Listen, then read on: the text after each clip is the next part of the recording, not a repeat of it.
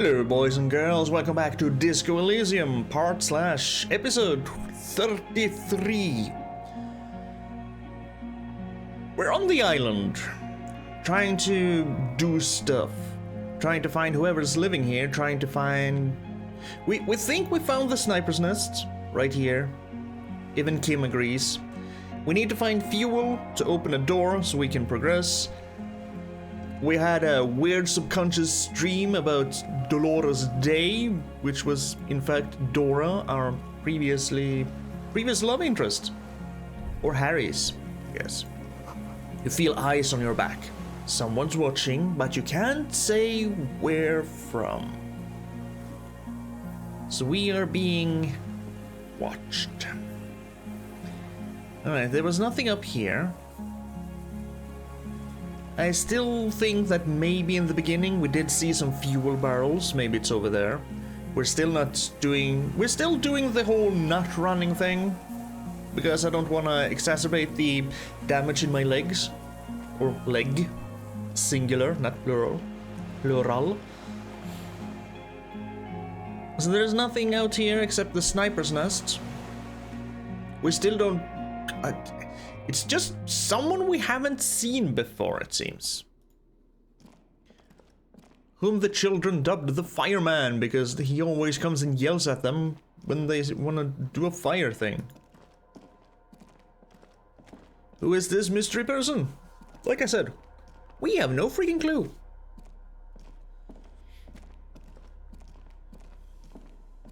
So here we are, looking here, because... yeah, the fuel has to be over here, because it can't be anywhere else. We do have 2 cans, I think? ICM. This feels familiar somehow. Kim, what is the ICM? Insulindian Citizens Militia. It's the official name of the Communards Army, the black and white army of the revolution. Uh-huh. Sounds an awful lot like. It sounds like RCM, Revolution Citizens Militia. It does. Why? The RCM may descend from the ICM. May? It's impossible to say. It was chaos after the war. The name was good for getting people to join us. Revachol West was mostly workers and criminals. And they still are criminals, from what I hear. Nice political thoughts rush through your neocortex. Do they? Really? A mediocre athlete would pant from dragging around his body on a busted crutch. But not you. You're thinking about politics with blood dripping down your thigh.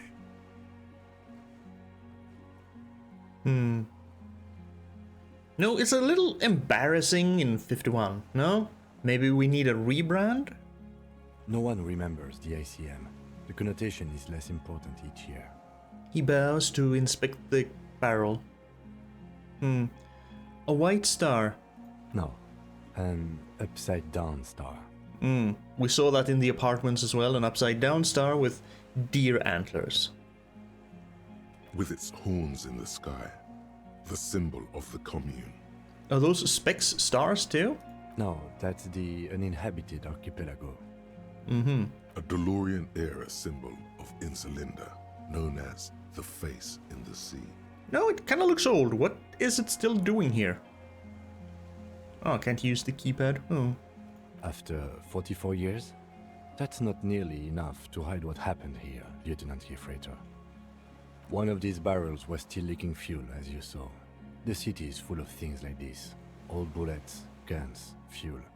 Fuel is what we need. Finish thought. Finish thought. Then we have another thought immediately after. Wow, you work hard. I do? Oh, yes. You hustle. You're a provider.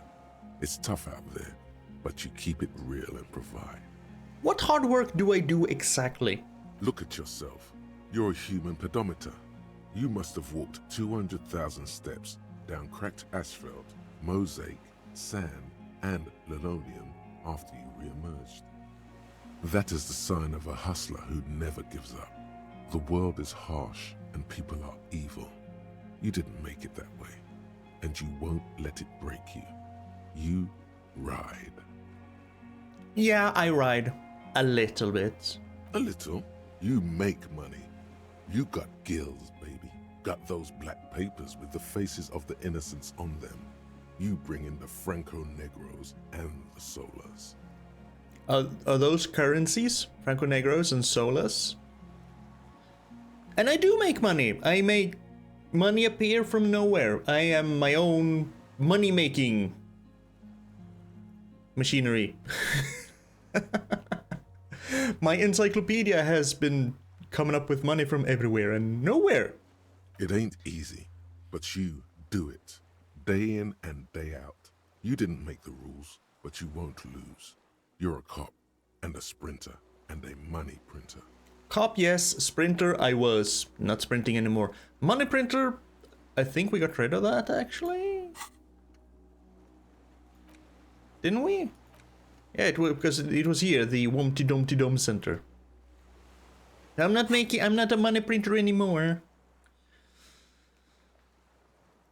Well, you know, I did get that giant novelty check from Everard. Wasn't easy getting that giant novelty check from Everard.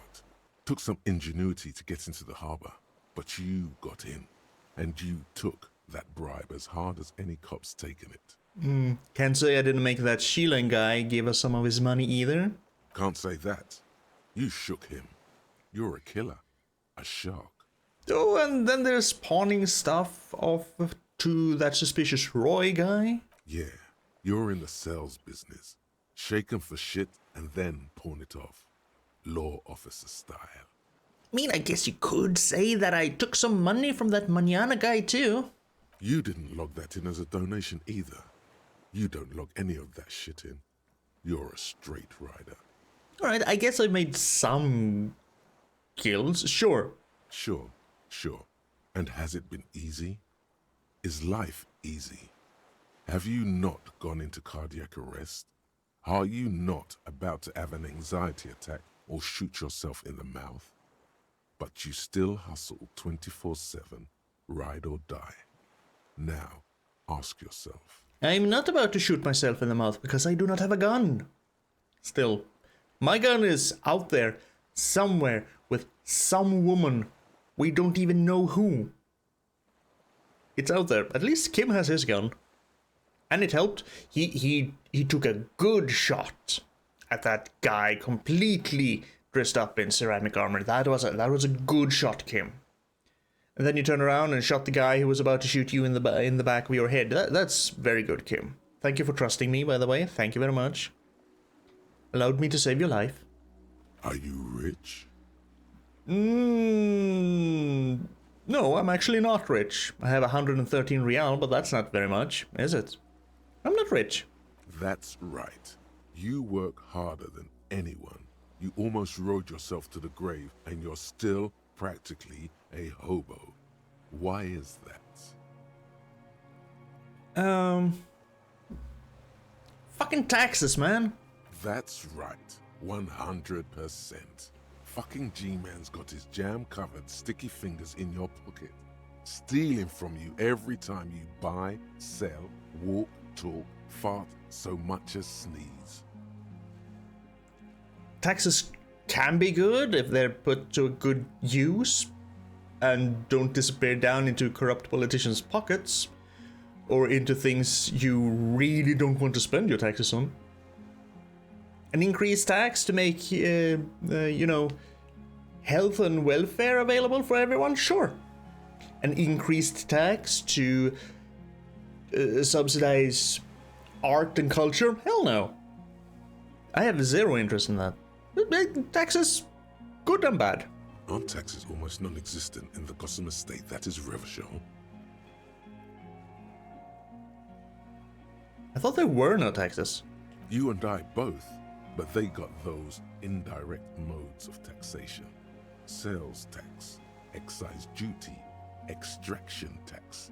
This tax that doesn't even have a name. Plus, there's the stuff people in other countries pay for that makes them ask for more money from you here. The Gossamer state's a myth. In total, the coalition government is taking. if there's one tax I really, really hate that we have here, it's the tax on electricity/electricity usage, because they count up. You have the lump sum of money you have to pay to even hook up to the electricity grid, sure, and then they look and see how much electricity you use, and you have to pay for that, sure. Then they put a tax on that because there's an electricity tax, sure. Then they add that up, and then there's another tax on that.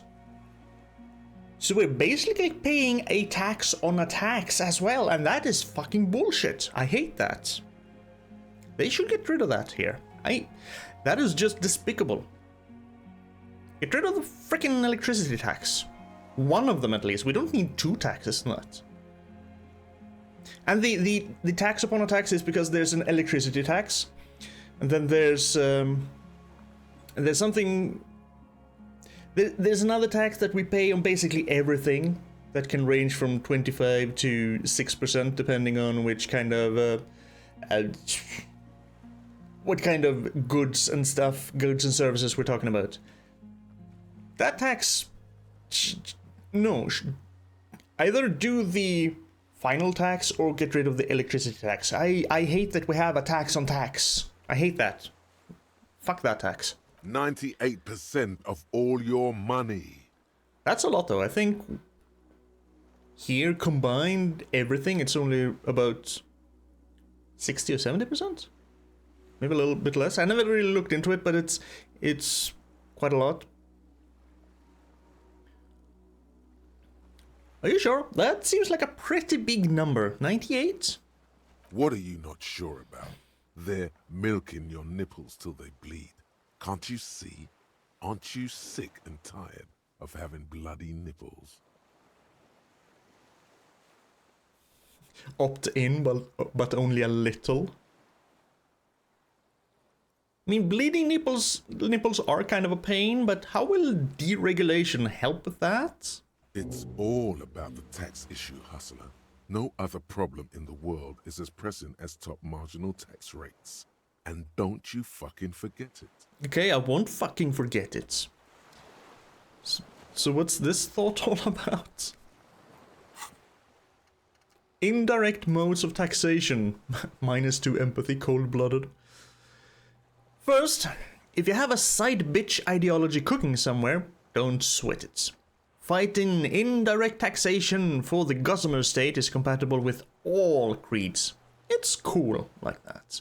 You're a cool anarchist now. Unless you don't want to be an anarchist.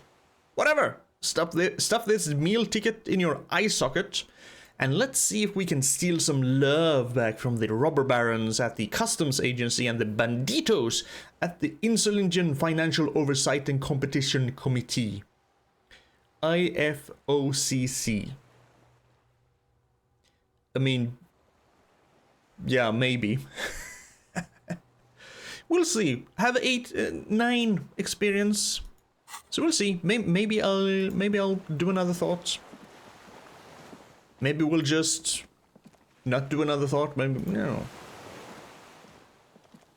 I don't even know if I'm allowed to do anything after I get off this island, because I currently can't leave this island. The game is like, nah, you got stuff to do here. Stay here. Stay on the island.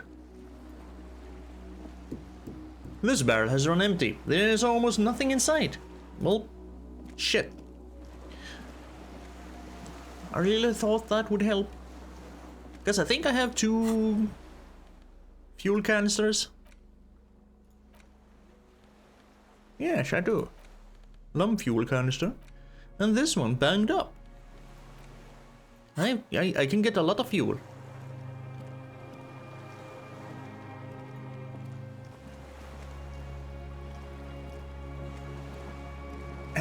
Have I seen fuel anywhere else?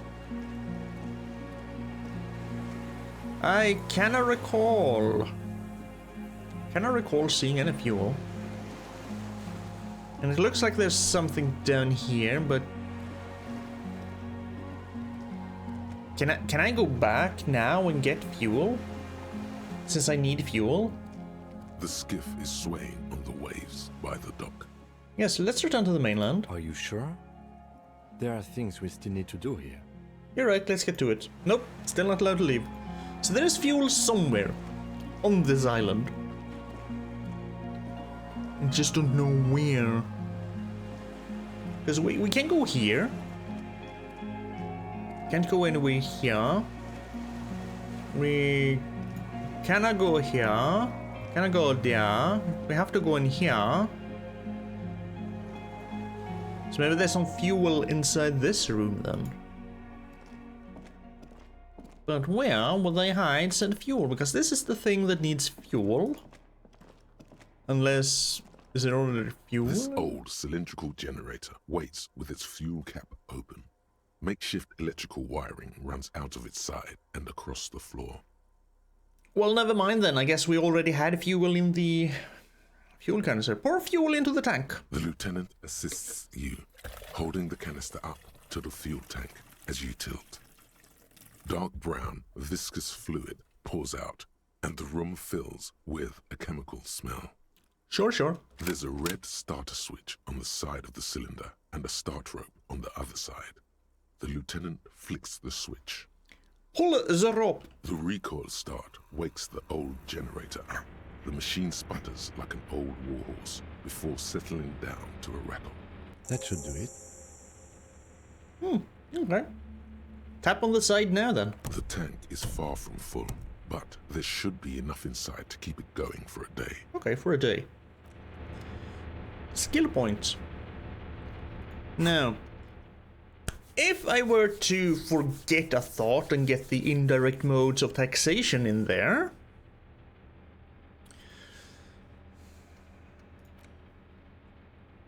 I mean, this is kind of good, actually, and endurance and volition. I'm not gonna do drugs, but it's good to have.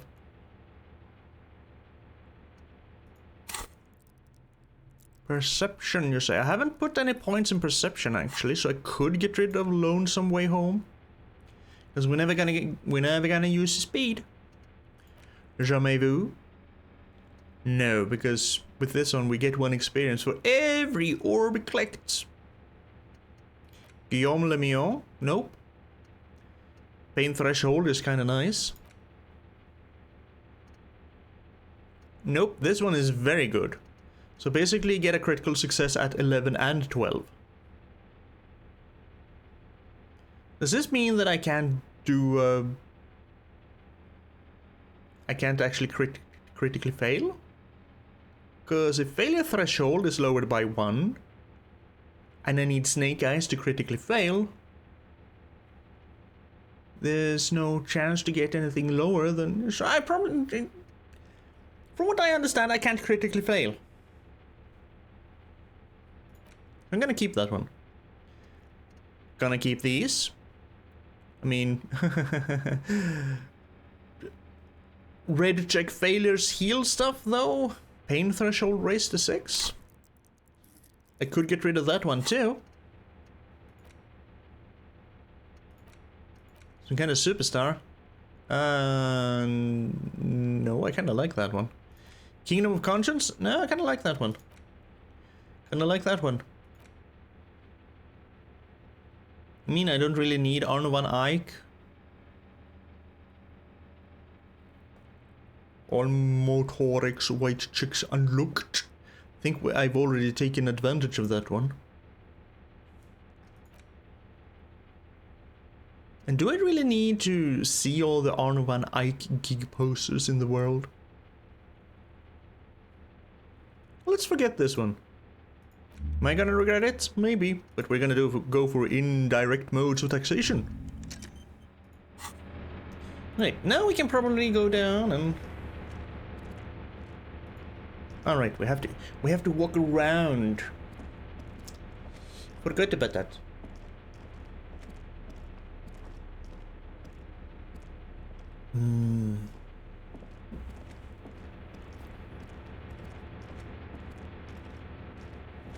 Here is where we wanna be. A dim golden glow animates the console. Faint, like a ghost light. Urgence over. reads one dial key. A lumiere reads another. Yeah, I don't think we need lights. It's on. Turn emergency open. Automatic boot. Okay, turn emergency open. The blast door opens with a series of clicks. A shaft of light appears, then widens as the light shines in.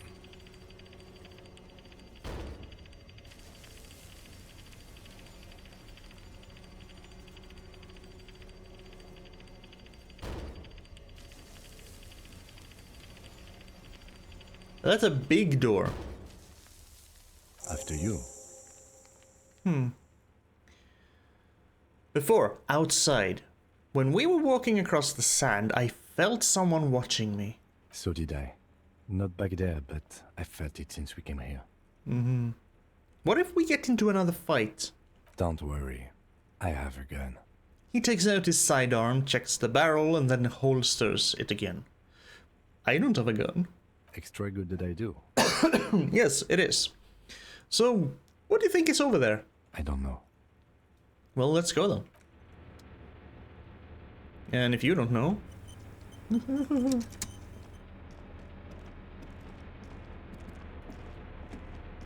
leads out to the other side of the island, where we might find the firemen. Here we are.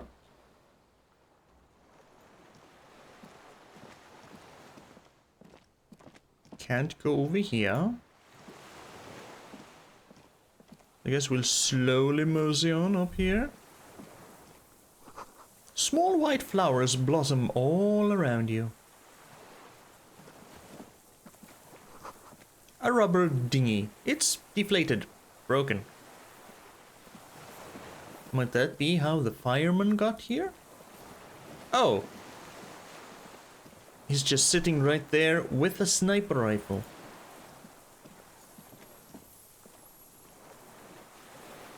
I guess this is the end of the island journey. An old man wearing tracksuit trousers leans on the frame stock of his rifle. He gathers a big ball of spit in his mouth, then spits it out into the extinguished fire before him. He raises his black eyes, hooded by creased eyelids, to meet yours. Hello, sir. Unclouded by cataracts, his eyesight is sharp. Are you the fire guy? The what now? I can't hear you. Did you recently tell two kids to put out their fire? Two twins. I may have.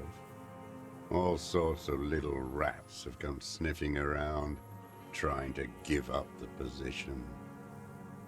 The position sounds like a hiding place. Fire guy. Regressive bourgeoisie henchman. Can't even talk like a grown-up. I see you've retained your eyesight. My eyesight? Yes. Helps me see all the shit.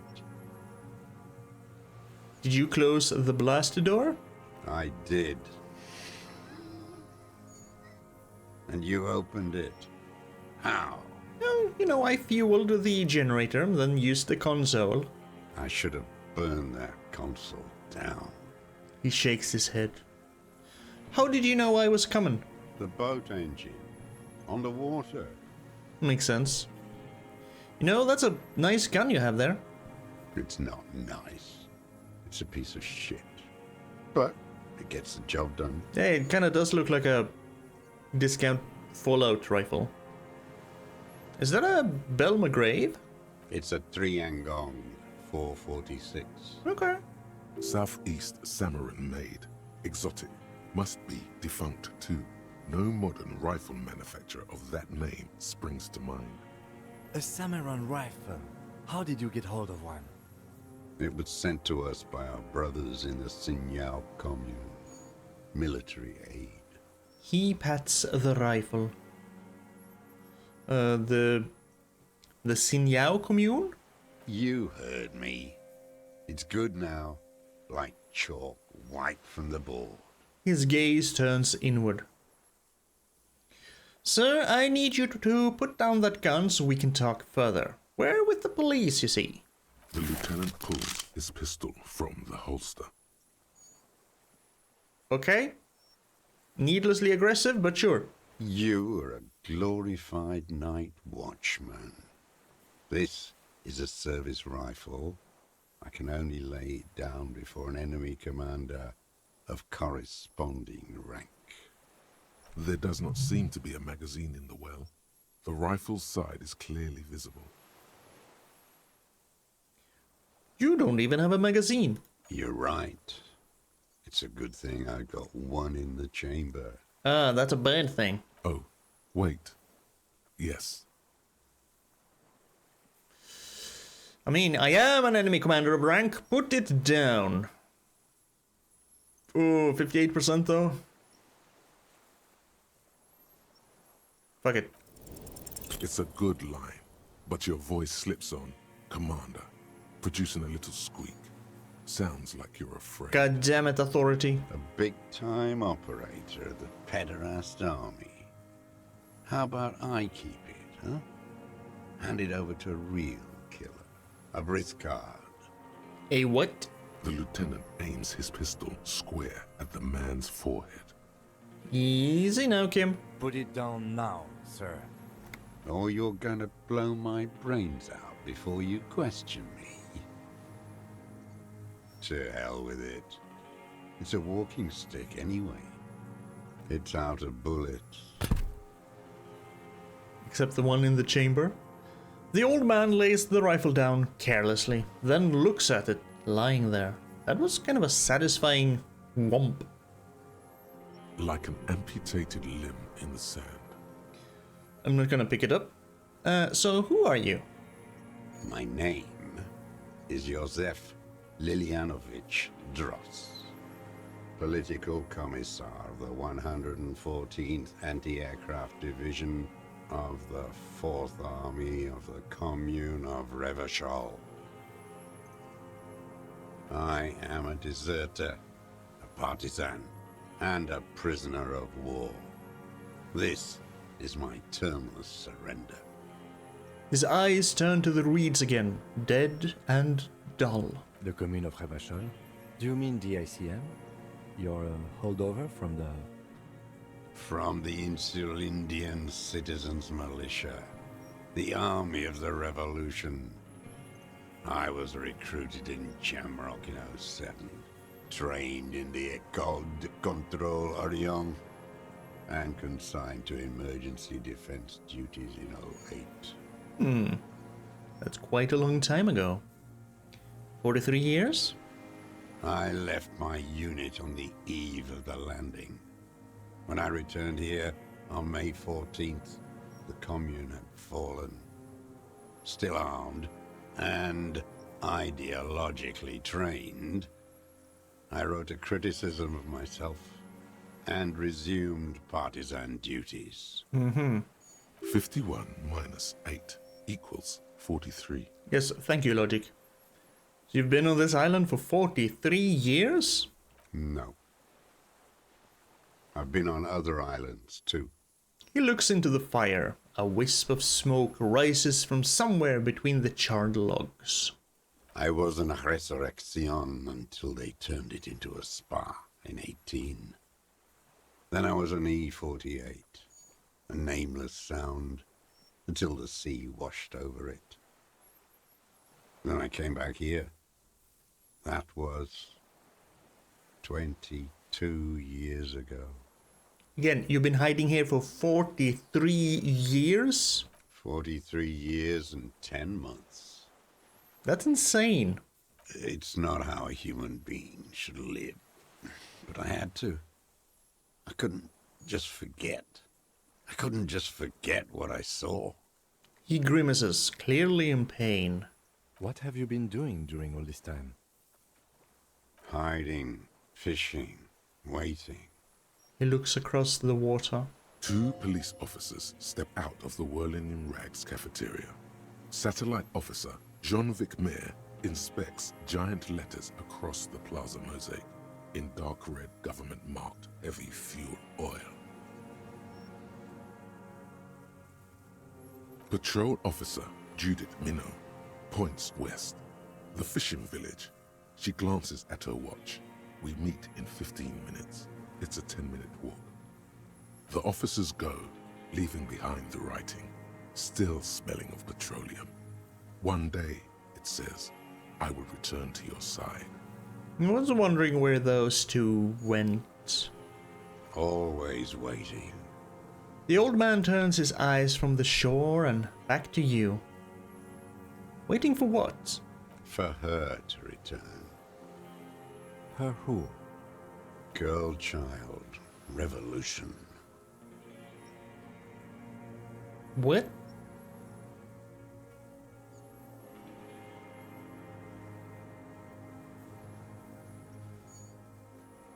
You know, I've been there. The city is a tinderbox. It may still happen. It won't. The material base for an uprising has eroded. The working class has betrayed mankind and themselves. The historic opportunity for a revolution has passed. It will not come back anymore, however hard I try, whatever I do. You said that you deserted your unit? I was just 16 years old, 15 when I volunteered. I had a lapse of faith. And of courage, too. Lapse of faith? You could say I misunderstood the historic role of the proletariat and thought Mazovian socioeconomics were fallible. For a second, I doubted the irreducible laws of historic materialism. A second is all it took For what? for reaction to take hold.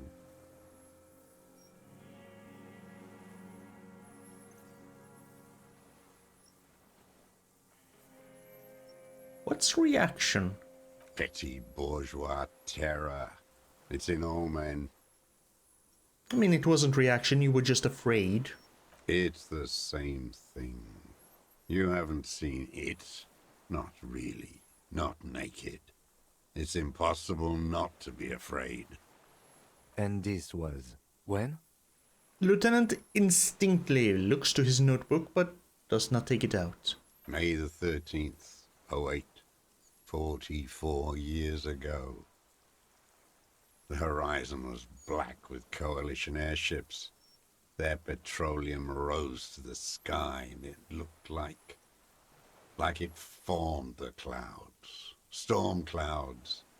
When they started shelling, it was dark magic. Dark magic? The combined might of international capital. All at once, all the greed and terror in the world tore into Revachol. It lifted streets from the ground and turned houses into ghosts. We were in the Flak Tower. He gestures toward it. A terrible shame Shit. still within him. The lobes of his ears are red with it. The shame and smallness of what he became. Accidentally double-pressed enter. So he gestured toward the flag tower, huddled on the floor. The artillery was 80 kilometers away in Ozon, but I knew the commune would fall. We would all be turned into ash. So I said I was going to the map room, and he looks to the east. A terrible shame. Yeah, you didn't go to the map room. No. I climbed the chain link across the water and hid inland, in the bunkers there, like the weakest of the weak. A mouse, frightened at the ordnance all night, and the sound of the rotors in the morning, whirring. He looks at the sky. What was that? What was that? Airships. I climbed out into hell. The landing was complete. The chain was submerged. I had to swim back. The fortress was half submerged too, shattered. They'd all drowned in the lower levels or got torn to shreds above. The anti-aircraft gun had malfunctioned. So had I. I left them without ideological direction. It was real. I'd seen it. I'd seen it in reality. Seen what? The mask of humanity fall from capital. It has to take it off to kill everyone, everything you love. All the hope and tenderness in the world. It has to take it off just for 1 second to do the deed. And then you see it, as it strangles and beats your friends to death. The sweetest, most courageous people in the world. You see the fear and power in its eyes. Then you know. Know what? That the bourgeois are not human. I'm just gonna let him finish. I had to. I had to fight it. I had to never stop. The old man falls silent. His black eyes keep piercing your skin as he looks to some great distance behind you, shaking his head slowly, retreating from it. So, what is this place, this island? It's not an island, Dwat. It's a defensive fortification of the commune of Revachol. And I am its last surviving defender. What was it used for? The congenitally deformed King Philip II built it to restrict access to the Bay of Revachol. We captured it in '02, retrofitted the fort with an AA gun to defend against an airborne landing. Against the whole world. Oh, you mean the landing? The retaking of Revachol? Coalition military called it Operation Deathblow. I later found out on the radio they called it Deathblow. You're one of them. Tell me, who speaks like that? We had 50 million people on Caillou alone.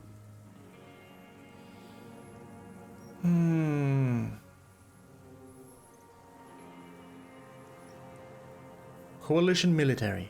Iblis, Iblis? the black-eyed angel. Okay. How have you survived all this time? How does anyone survive? I steal. Now hold on there. What do you steal? Supplies, vegetables. I collect rainwater. It's the life of a dog, not a human being. He coughs once more and then puts his hand on his belly. How is your health, Mr. Dross? Probably not that good. I've been throwing up blood since winter. Red, like beetroot. Been passing it in stool, too. You are definitely dying. I mean, we're all dying, but he's dying a little faster than the rest of us. He does seem frail. Gaunt for his age. More like 75 than 65. Trouble putting on weight could mean cancer. The RCM can provide medical services. You need to be looked over. I need to die. You don't have medical facilities. You have guns. That's all they give you. Toy guns. This is a serious situation. You need to be looked over and we can do it. There's nothing to look over. The triage is in, and it's black. Administer morphine. Moribund. I mean, we have Dramamine and other opioid-based painkillers. You must be in pain. I have been running out of that stuff. A light goes on in his eyes. He smacks his dry lips. So how the hell have you coped mentally? I haven't. I have holes in my brain. Years missing. Others filled with pain only. A decade of... His eyes roll into his skull and back. I don't even know what. Inferno? You notice the lieutenant is about to say something. I would imagine it gets tremendously difficult mentally to live in isolation. Is a reason isolation is a punishment. Traitors. It's better alone. I watched the people of this city turn the lights back on more and more each year. Ruins, glimmering in the dark, like a fucking merry-go-round. It's disgusting. He looks down at his shoes, his face parched from the sun and the wind. There's a wince of pain in there somewhere. How have you concealed yourself all these years? It was hard in the Thames. I didn't have partisan training. They were searching for stragglers, those bloodhounds. Floodlights on the water at night. There were posters, campaigns. We communards still hoped, and they needed to snuff that hope out. The East capitulated. Martinez and Cold City were turned to dust. But Jamrock, Forburg, even Coron, and Boogie Street, of course. Those fucking kips had Marsov coursing through their veins. And others too. Some cordons of Revachol was still fighting. There were cells. I tried to contact them. Soon they all went silent. The frequency's dead. So how did you get between here and the mainland? At night, I used a dinghy. I only went after dark then. When I got to the city, I stayed underground. Patrols, you lot, the commons too. They'd started snitching. In the city, you move underground? From bunker to bunker. Not anymore. No one cares now. I don't even have to hide. They think I'm another antisocial vagrant. I could walk straight into that town if I wanted. He falls silent, his gaze fixed on the shacks huddled together across the water. Why don't you just walk there? I don't want to. They're all traitors. Pigs, rabbits, and dogs. Men without ideals are only animals. The weapons cache under Sangis Lane 22B in the basement. Have you been there? So you finally found it. There must have been a small squadron's worth of arms in there. Elmer Graves, right? Yeah, they were damaged beyond use. I know.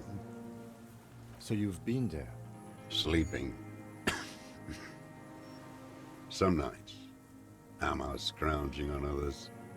Those McGraves were shit, even before they corroded. Some had bullets in the chamber, however. You feel the dots connecting. Little dots on the map he's walked across. There's a small bunker under the Feld building. Have you stayed there? The propaganda bunker. I used to, but not anymore. Propaganda bunker? They stored leaflets there. Broadcasting equipment, too. Made broadcasts, I think. Propaganda officers. I buried them with their leaflets. They killed themselves. 2 young boys. They killed themselves? A lot of our boys did. I spent some winters there. Never liked it. Kept thinking of them. No need to go underground anymore. It's better in the ruins, on the ground. Alright, one more question. Do you smoke Timu Tiri cigarettes? I do. Ever smoke them on the mainland? They're good. Plenty of tar. I like that boy on the pack, too. Reminds me of the last century. Alright, tell me another thing. The old man looks across the water at the city, the ruins, the motorways rising above it. So you're a communist soldier from the communist army? No, I am not a soldier. I am an ideological officer. I belong to the party, not the army. Okay, I see. But you said you were trained and assigned to the Defense Corps.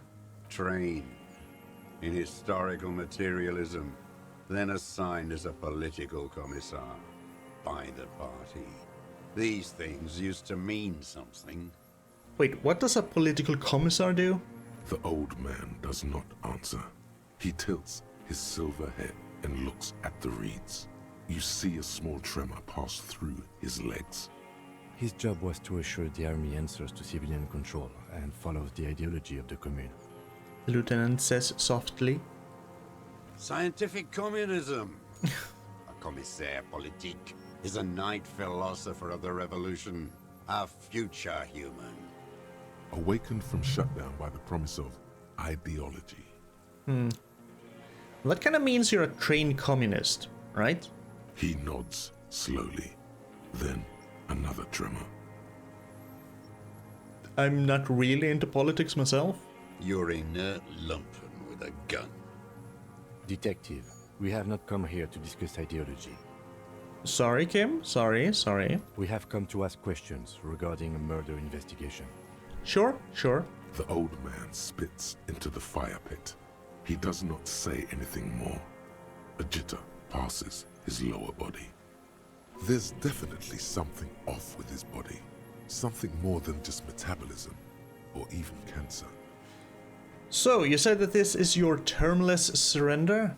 You're with the RCM, the coalition-appointed mob that enforces bourgeois morals in Revachol. Well, we're with the RCM, let's just leave it at that. Everyone has their opinion. Let's. You represent the Moralist International, the enemies of humanity who took this city. I represent their adversary, le Parti Communiste dans le Monde. Take me to them as a prisoner of war. I have relinquished my weapon. I can no longer serve. No superiors can relieve me of my duty. You bulldoze them all to a mass grave for trying to free humanity. He breaks into a coughing fit. A spray of blood from his mouth on the black charcoal in the fire pit. Alright, I have another serious question for you. There's nothing serious in this world. It's a farce. What have you been using this gun for? I've used it for killing people. Well, that was easy. Killing people? It's a gun. That's what they're for. You want a moralist euphemism? Defending your family and your property. I haven't done that. I mean, yeah, despite what you call it, defense, self-defense, to protect something, you're just killing things. Which is a necessity sometimes, unfortunately, but boil it down, you're just killing things. I've used it to kill people.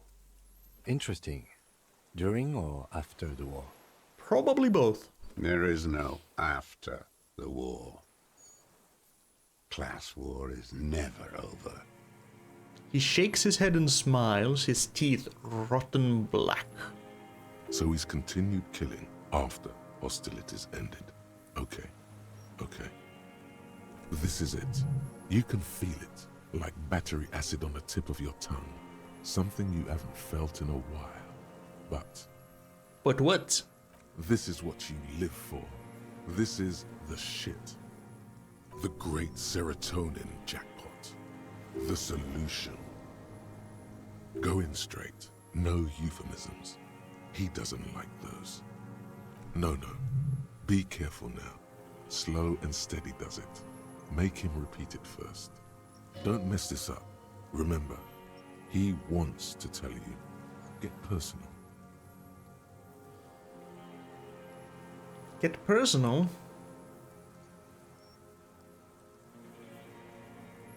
So you're saying you killed people after active fighting stopped? What did I just say? He keeps shaking his head, erratically suddenly.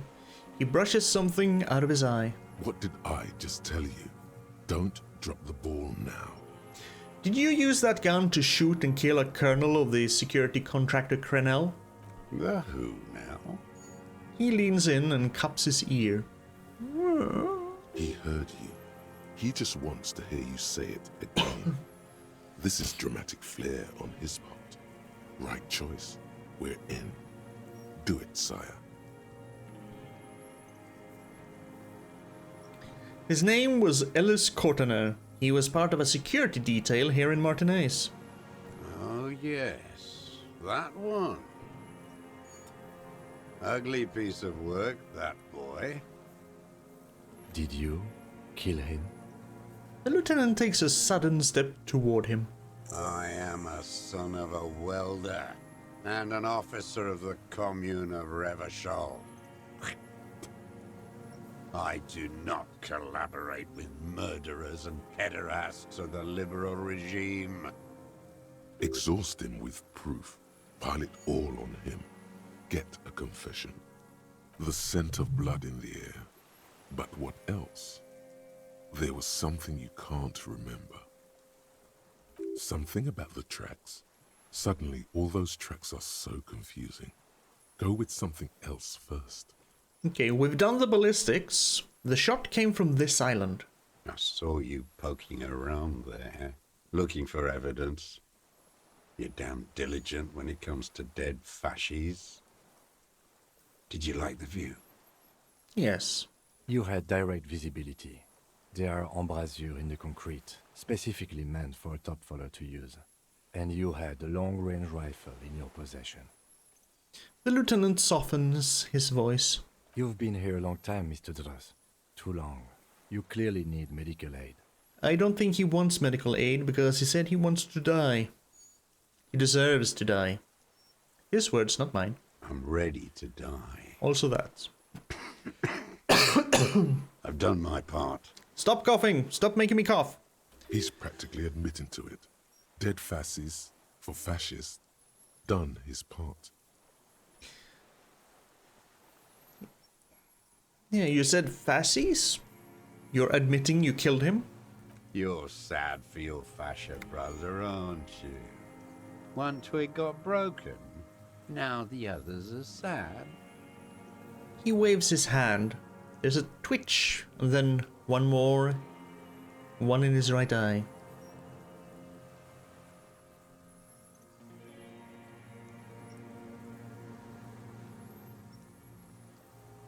Let's go through that again. Saw you poking. You had that. You've been. I'm ready. He's practically admitting to it. Yeah, it's the best Dead fascists uninterrupted line of for sight into that fascists. window in all of Done his Martinez. part. Because it's a sniper's nest, you stupid fuck. Radio Gosh is right. You have worms in your brain. Another sudden twitch, and then one more in his right eye. What am I forgetting? Wait, here it comes. The goddamn Maybells. The dried Maybells on Clausia's roof. Ah, my head hurts now. Who cares? There were Maybells in the grass when you got here, and on Clausia's balcony. Is this a coincidence? Wait, don't forget the footprints. The diagonal prints in the dust in the secret space behind Clausia's bedroom. Now, they're gonna come up. Of course, thank you, Head. Thank you. You got it. Remember? The boot prints were like no modern soul. So he's been up there. Maybe don't beat yourself anymore, though. You're not immortal. Okay, I won't. I'm already injured enough. Nothing else comes up. You see the lieutenant watch you. Try to stimulate thought processes by hitting yourself. Yeah, you should be used to this by now, Kim. I'm sorry, this didn't do anything. Usually hurting yourself does. Well, it did do something. I did remember. Officer. A word? Excuse us for a moment, Mr. Droz. Yes, Kim? What is it? I think we may have this. The lieutenant whispers, then gives the suspect a short glance. You think he did it? From nothing to this in a day. This is good, Lieutenant Gefreiter. We just need a confession first, and then maybe a solid motive later. Okay, let's do this. Remember, he wants to tell us, but he doesn't want to help us. It needs to look like we already have everything. Alright, so, Mr. Droz. Minions of capital. What do you want? One more time, Mr. Droz. The Colonel. We need to talk about you killing him. Petty bourgeois law. This is all you care about, right? The only thing in the world for you types. A drop of blood in the saliva. That's right. Pile it all on him now. 3 should do it. Maybe 4. Maybells behind the victim's window. I saw them growing here. Damn Maybells. The whole island is turning white with them. So many this year, too. The spring is coming. No, it's already here. Wash the filth away. I haven't seen these flowers anywhere else in Martinez. Only here.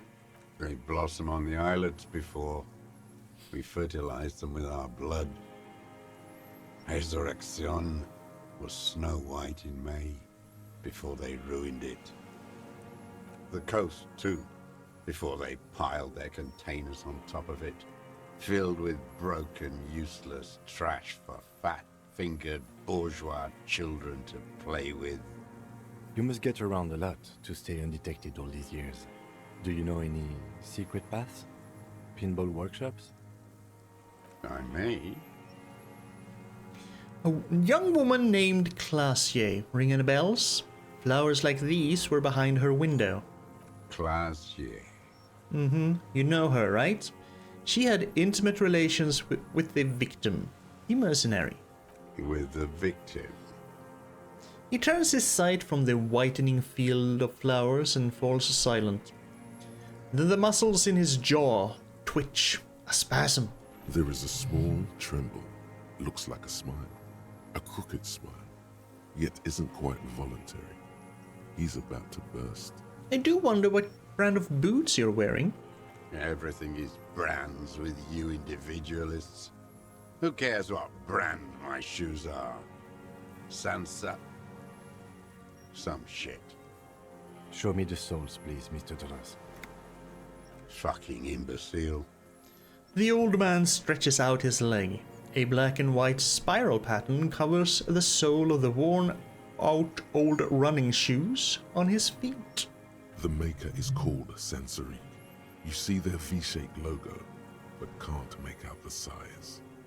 These are not the unusual horizontal patterned soles you saw in the dust on the floor of the hidden room. Damn. They do, however, seem to be about the same size. The size fits, but not the sole. The lieutenant comes to the same conclusion.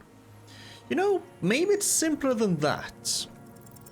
Sire, he doesn't have to be wearing them right now. Yeah, people change shoes. It doesn't mean you weren't there, near the room the victim died in, sneaking around. Racking those brains, are you? Desperate to report something back to your masters? They must have really loved that dead fuck. The lieutenant gives you a quick sideways glance and nods to acknowledge. The prints were his.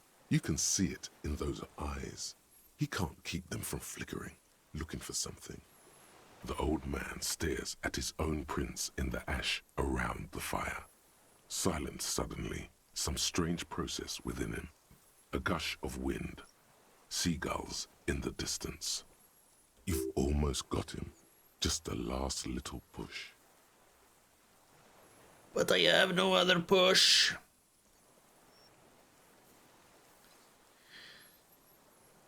Okay, let's back off for a moment. Tell me this. You're lost, Dwat. You're lost.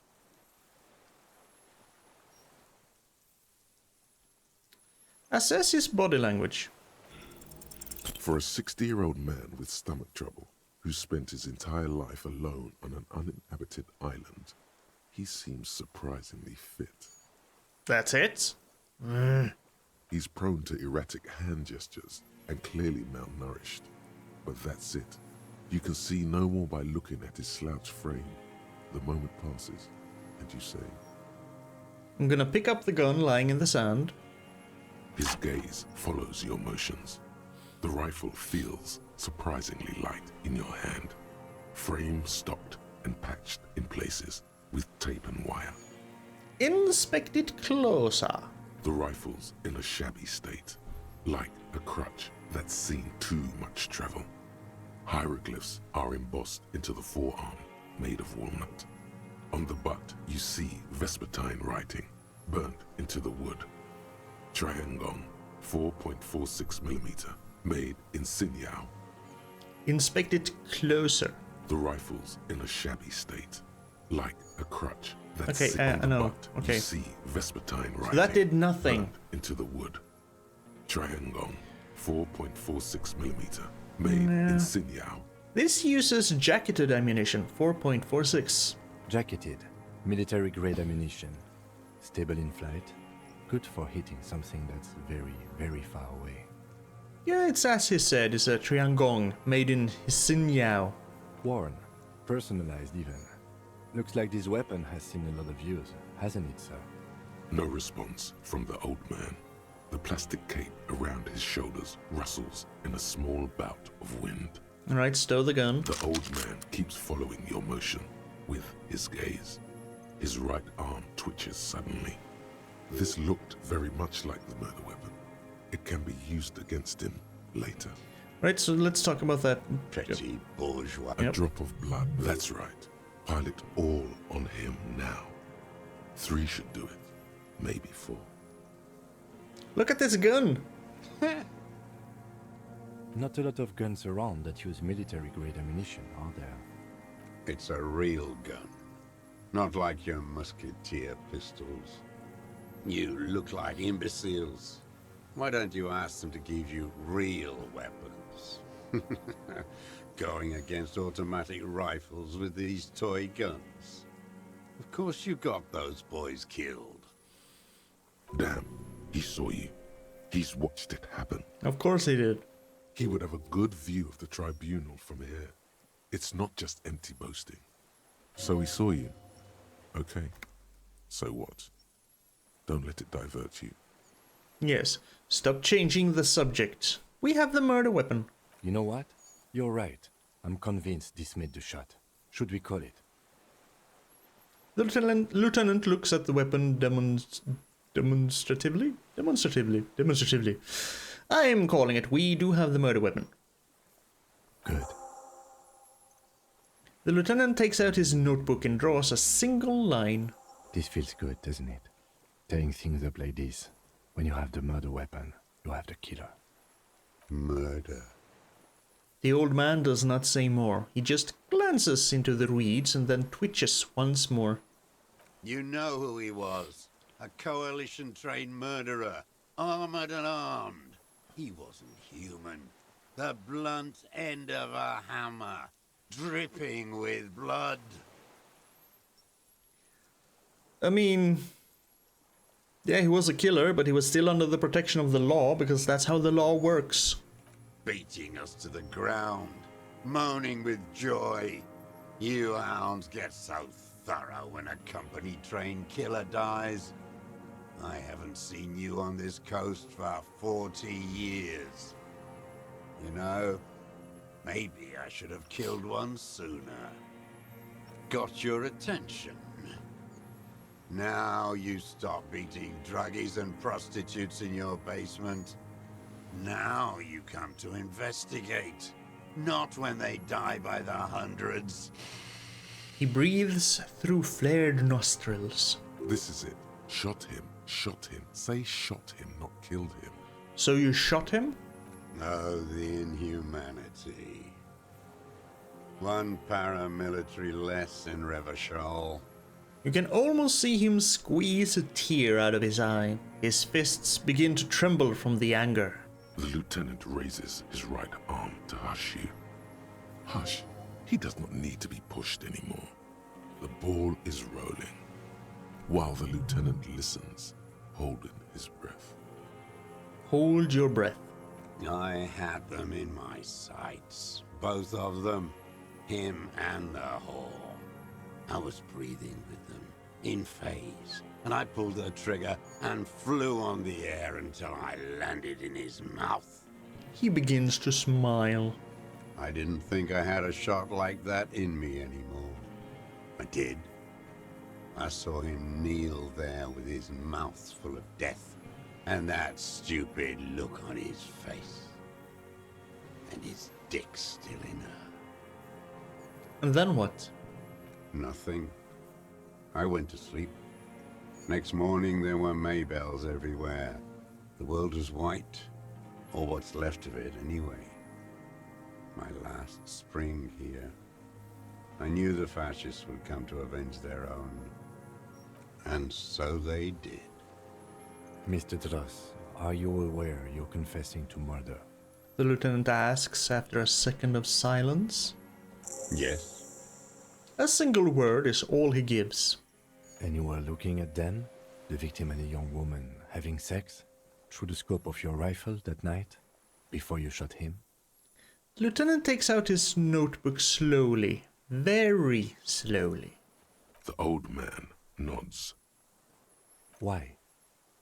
Because that's what they were doing. He shrugs and then smacks his lips. The motive. This is where the motive is going to come from. I don't understand. Do you, detective? I don't understand this part. Why were you looking at them that night? I'm always looking. He cocks his head to the side, then turns his eyes to the city. Another tremor passes in his right side, lower in intensity. Are you always looking through the scope of a rifle? I'm just trying to understand. A rifle scope has the best magnification. Fair. And if you don't like it? You pull the trigger. Yes. Think of it as a form of critique. You got him going. Connect every little piece now. Wrap this up like a gift. What specifically did you not like about what you saw the night of the murder? Them. Fucking. I didn't like that. So you were jealous? Jealousy is a reactionary concept. I didn't like the Reaver enjoying himself. Drugged out, soothed in the arms of a young woman. I wanted him to die so he could not enjoy life anymore. I see. And I wanted to see his head explode. That too. She should know better than to hold a child murderer between her thighs. I knew he'd be there for one more second, writhing. That's all it takes for the bullet to reach his head. Now that I think of it, I wasn't aiming for his mouth. I wanted his brains to spill out on her. But you can't have everything. This man has seen past her, like you did. How long had you been watching her? Since she came to Martinez. I saw her sneaking in the reeds early in the morning, behind the Feld building. It was dark, still winter. She didn't have her skimpy outfit on then, just a spot in the night, moving. Past the Feld building on the coast? What was she doing there? Probably the whole thing with the documents and the boy.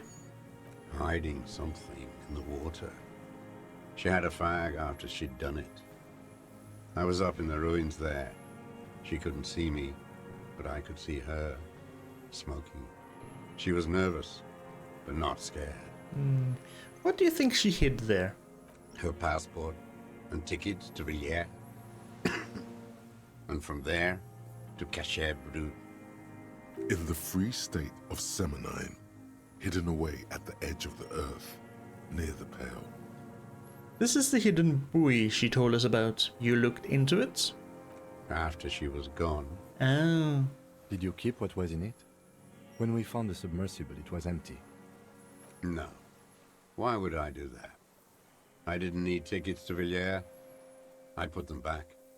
If I wanted to extort someone, I'd do better. This implies that he's thought about extorting her. Also, a little inconsistency here.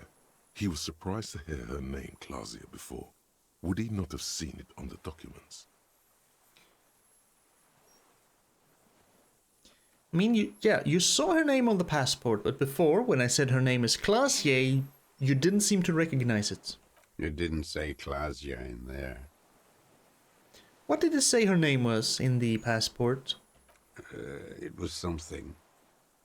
I don't remember. It was dark that morning. I only remember her face on the photo. Yeah, and she did say it was in another name, so... Moving on, did you continue watching her after this? I did.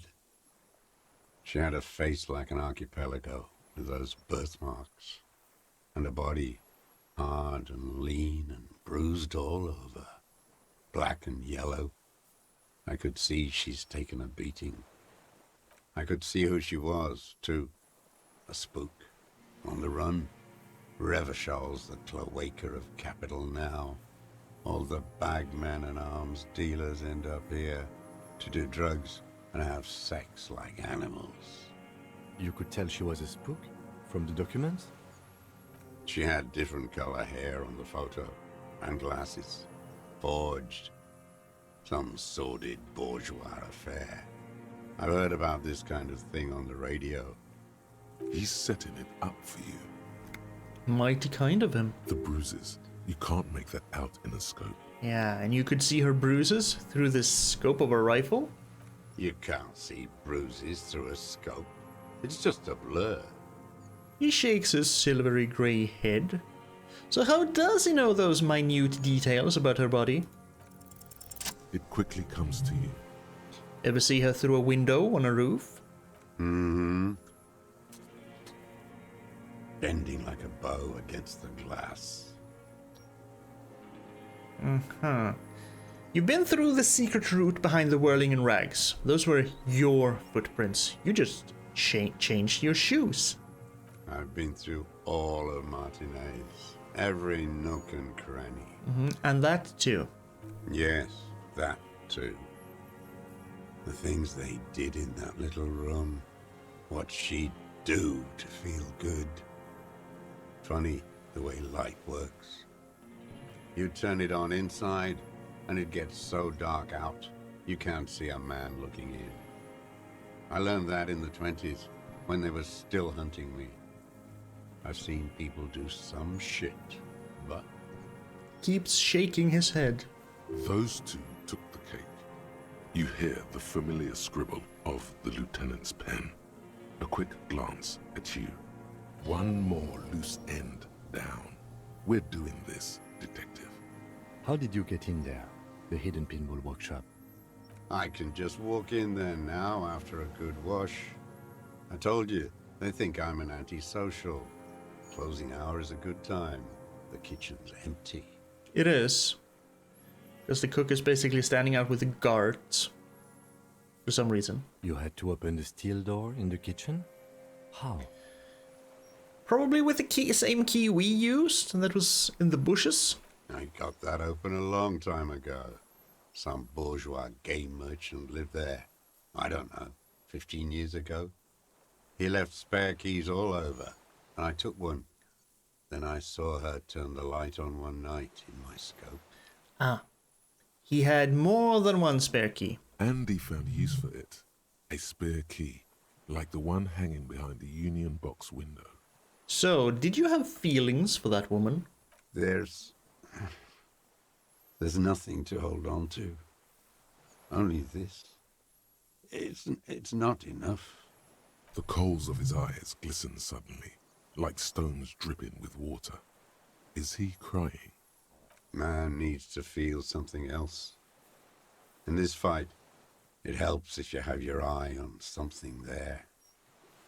It's weakness, I know. Was that why you left the dried flowers behind her window? No. He starts to shake his head again, a sunflower on a withered stalk. Well, why then? I don't really know. I was there one night and she was crying, like a child, in the corner of her room on the floor, like she does sometimes. When was this? The day after I killed him. And you brought her Maybells? Yes. I don't know why I do the things I do anymore. I'm not gonna say anything. If he doesn't know, I don't know. Neither does he. He lowers his head, like a sunflower on a withered stalk. In the silence, the lieutenant draws a line in his notes, then nods at you once more. One more down. So in conclusion, it wasn't about him, it was about her. Her.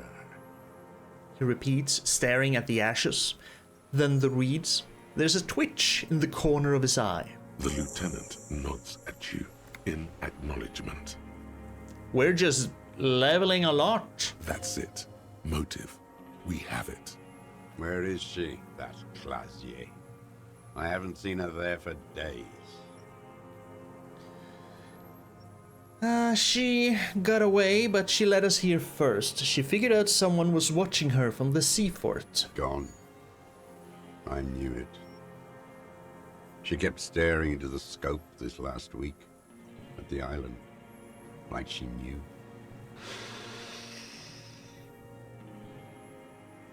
She'd look at night, crying or smoking on the roof, staring right into me. It doesn't matter. He knew she knows. She was looking at the island, figuring it out, day by day, cigarette by cigarette. I'm actually kind of glad we didn't arrest her. Because I still believe that she was chased on the lam, on the run from bad people, and if we arrested her and processed her, they would find her and kill her. I'm not sure she deserves it. I'm not saying she doesn't, I'm just saying I'm not sure if she does, and if I'm not sure if she deserves it or not, I feel better about her escaping. We could get more. We've got him talking. Who knows what he's seen and done over the years? Enough. Take him in. Bend his arms behind his back and end this. Okay, been looking at anything else you haven't liked? A tragic comedy. Druggies, prostitutes, and rentiers. A strange little engine seems to fire up in him again. It straightens his back. The familiar put of hatred. More specifically? Specifically, the whole city is a charnel house. Stripped clean and draped in neon. But Martinez is the worst. How come? Because of the racists. Everyone is a racist in Martinez. It's their favorite thing to do in the whole world. Listening to race-themed radio shows. In the ruins, in their lorries. He points inland. I just keep thinking of Measurehead. Pump full of steroids and Radio Revachol 92. Race this, race that. It's all sanctioned by that Social Democratic Union and the farce of a Social Democrat who runs it. Mr. Clare? Yes, the fly larva in his container. He let some nihilistic advertising yuppies erect a statue of Philippe III, a syphilitic murderer, on the town square, to spit on the working class. Just gonna let him finish. Not since the serfs of ancient Pericarnassus has history produced a more inert social class than the Martinez proletariat. The rest of Revachol at least pretends to rebuild. These people still live in ruins. In tents, like animals, like those boom morons on the ice. A pity they didn't drown in that tent of theirs. He keeps shaking his head with sorrow for the sight he missed. Hey, I like those boom people. I'm just gonna nod. The worst of them is the blood-drenched Sucrion on her yacht, licking her lips. The old whore's gone now. Her gun-toting porcelain men are dead. So, actually, no. The worst is that old cop parading around in his uniform, throwing balls all day. Renee. It's not enough that the racists and liberals are dancing on our graves. The old loyalist ghouls still parade the ruins too. Renee is gone though. He's not there anymore. Only his friend Gaspard is. Every morning he's there, while the parasites he fought to protect are off in Ozon, or Quayamoran, or some other island they built their palaces on, feeding on drugs and having sex with their own children. Okay then. That's all the rich really want. Sex with their own children. Throughout history, even the royal bloodline of the suzerain.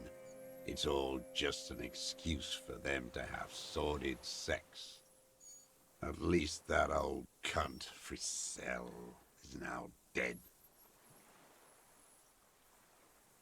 We did good when we pushed him under that horse car. If only, in the 30s, those disco whores... What follows is ominous mumbling. You cannot make out a single word. He really does hate everyone and everything, doesn't he? The disco whores are too much. Hatred shuts down his brain's language center, leaving only a nonsensical sputter. What was that about? Steroids? It piqued your interest. No, it didn't. There was something about a statue and nihilistic advertising agency people. Might be worth investigating. Really? I mean, we already know that he hated basically everything. I don't think we need to know anything about this. No. That's Measurehead. For sure. And I bet the king had syphilis. He's a douchebag. Renee, yep, we know Renee. I'm glad we talked about this. Now. Glad? It's all gone.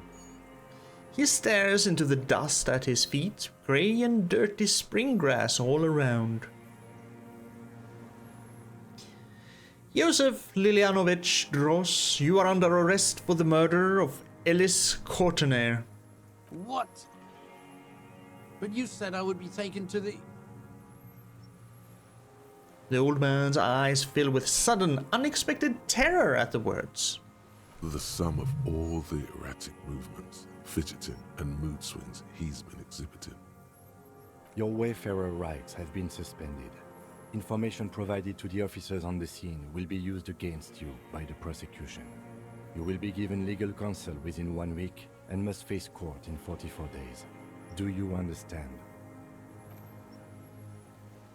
Do you understand? But... Do you understand, sir? no, I don't want to. I have to stay here. He looks at the reeds, eyes submerged in growing terror. He's sweating. Beads are forming on his forehead. Your confirmation is not required, sir. Now on to the boat. Wait. You thought you heard something, but it's just the reeds. Okay. Maybe we could all fit in there. Yeah, we could all fit in that little boat? Actually, no. First say, does it have room for 3? That's basically the same thing. Not really. We could escort him to the pier, then either one of us can take him inland while the other stays here, but... But then, who watches him while you're coming back here? Yeah, who watches him while I come back for you? You come back for me? How about I go and send a boat back for you? I mean, he could just take it to the woman who owns the boat, Lillian, and tell her to come get me. Problem solved. What is this farce? This is a fucking farce. I can't. Lillian, you could ask her maybe. No, not to watch him, but to maybe I can just watch that netpicker to watch. No. This is no harmless old man. The lieutenant shakes his head. Ask her to come get us in the boat. This fucking world. This world. What is this? I don't know, but it's not going to be here for very much longer because it's being eaten up by the pail, so don't worry about it. Below the confusion and rage, a fit of jamais vu like yours. The thought passes, more pressing matters take its place. No, listen. Listen now.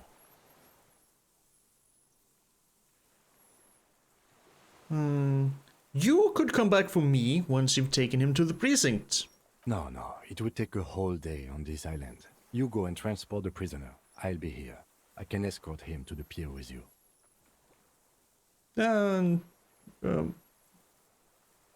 But you're the one with the gun and you're not injured. You should actually escort him. Maybe you're right. This world? What are you talking about? Is this... us? The wind is cold from the east. Your skin is crawling suddenly.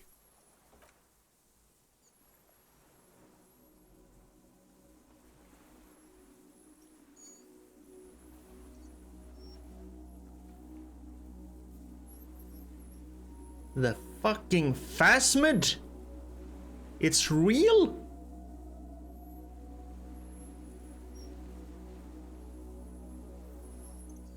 A delicate tangle of arms and legs unfolds from the reeds, limb by limb, to then just stand there, moving its scythe-like arms in ghostly silence. What is that? What are you talking about? That giant stick insect. There's nothing there. He looks confused. The stick insect is over 3 meters tall. It looks straight at you with its tiny pinprick eyes and its grotesquely small head. You feel your legs shaking under you and your gun hand move to your holster, but you don't have a gun. There he is. I see it. Tell me what you see, damn it. I can't make out one small thing in the reeds. Kim, can you see it? I can see it. Thank you. 4 simple words, thank God. If he can see, then you're not insane. But that means The phasmid is real. it's really there, spinning slowly, in absolute silence, its limbs long and slender. Be very, very careful. The lieutenant whispers and takes a step towards the giant arthropod.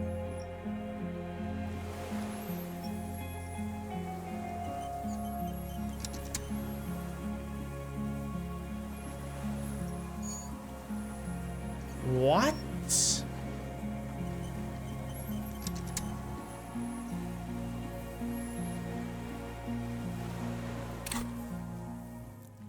What the shit?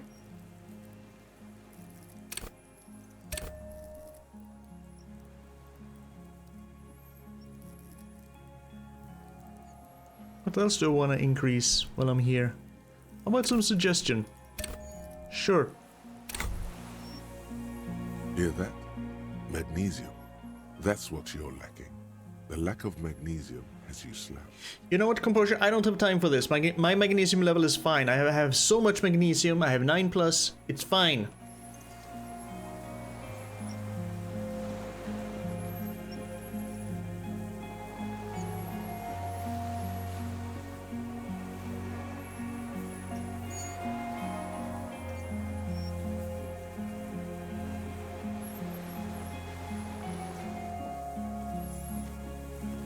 The creature stands on long stilt-like legs, antennae hanging from its head like a woman's hair, white and curled at the tips.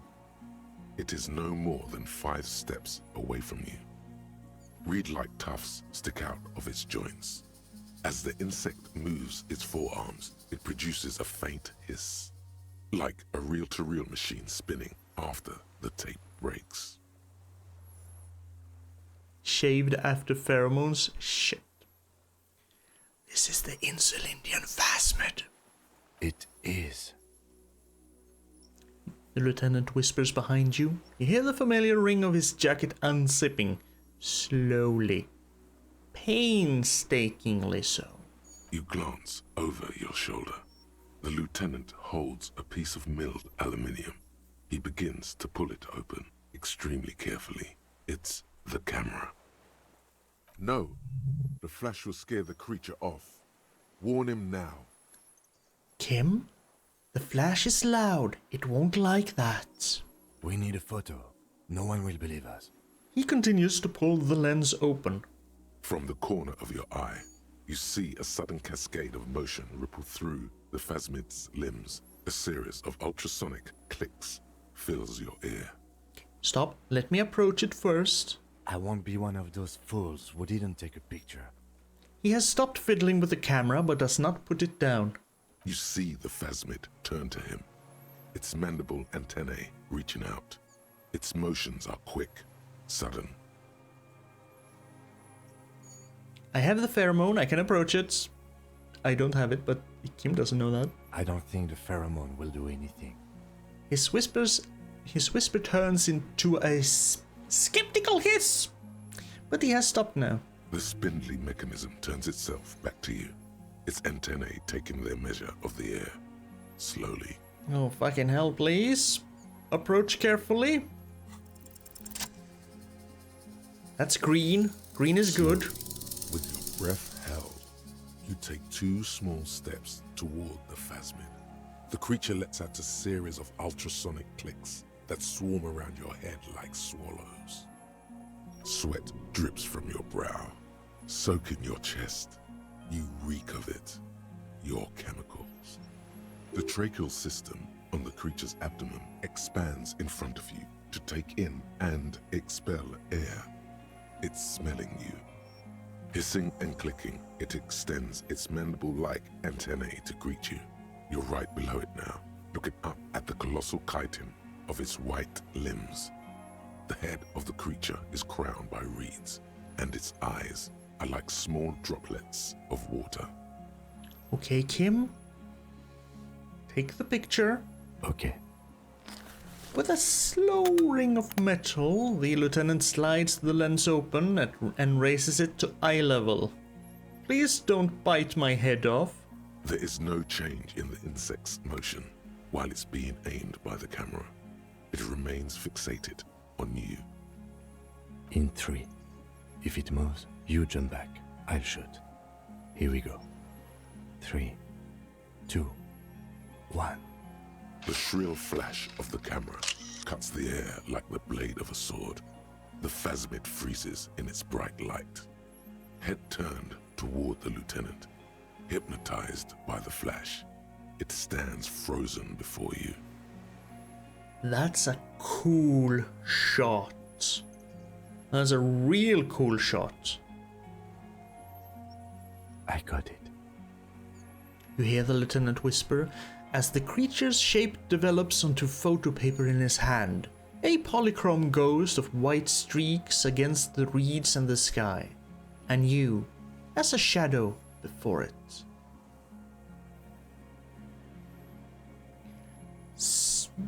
I probably should not pet it.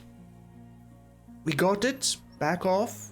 A shudder pulses through the creature's limbs.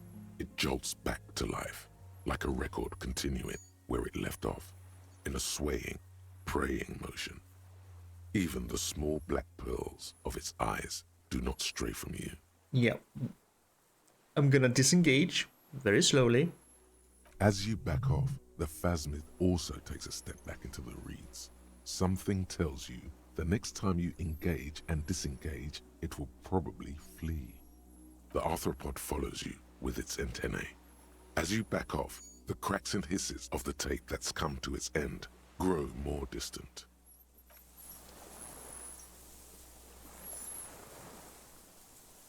Okay. Yes? Nothing. Okay, so we can talk to it again, and it's gonna flee when we disengage. Should I touch it then? Why are we here?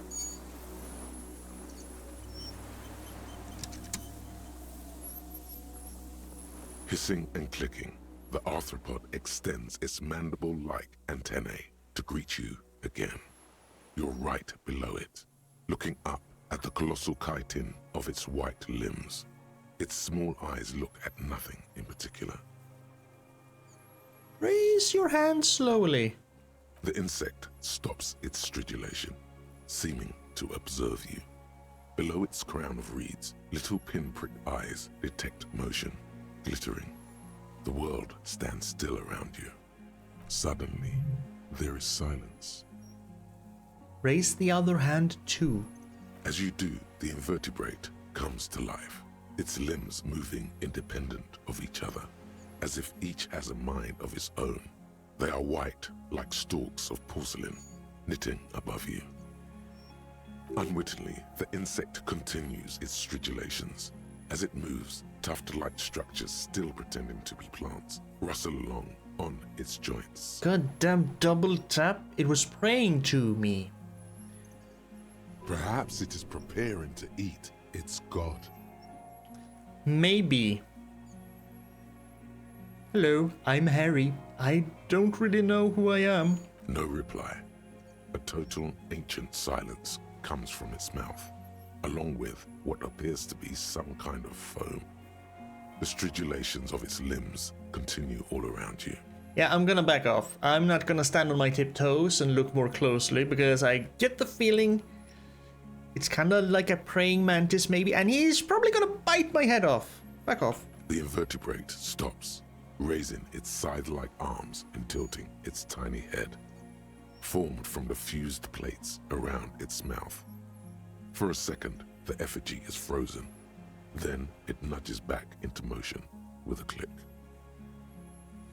Tell me, what are you doing? I exist.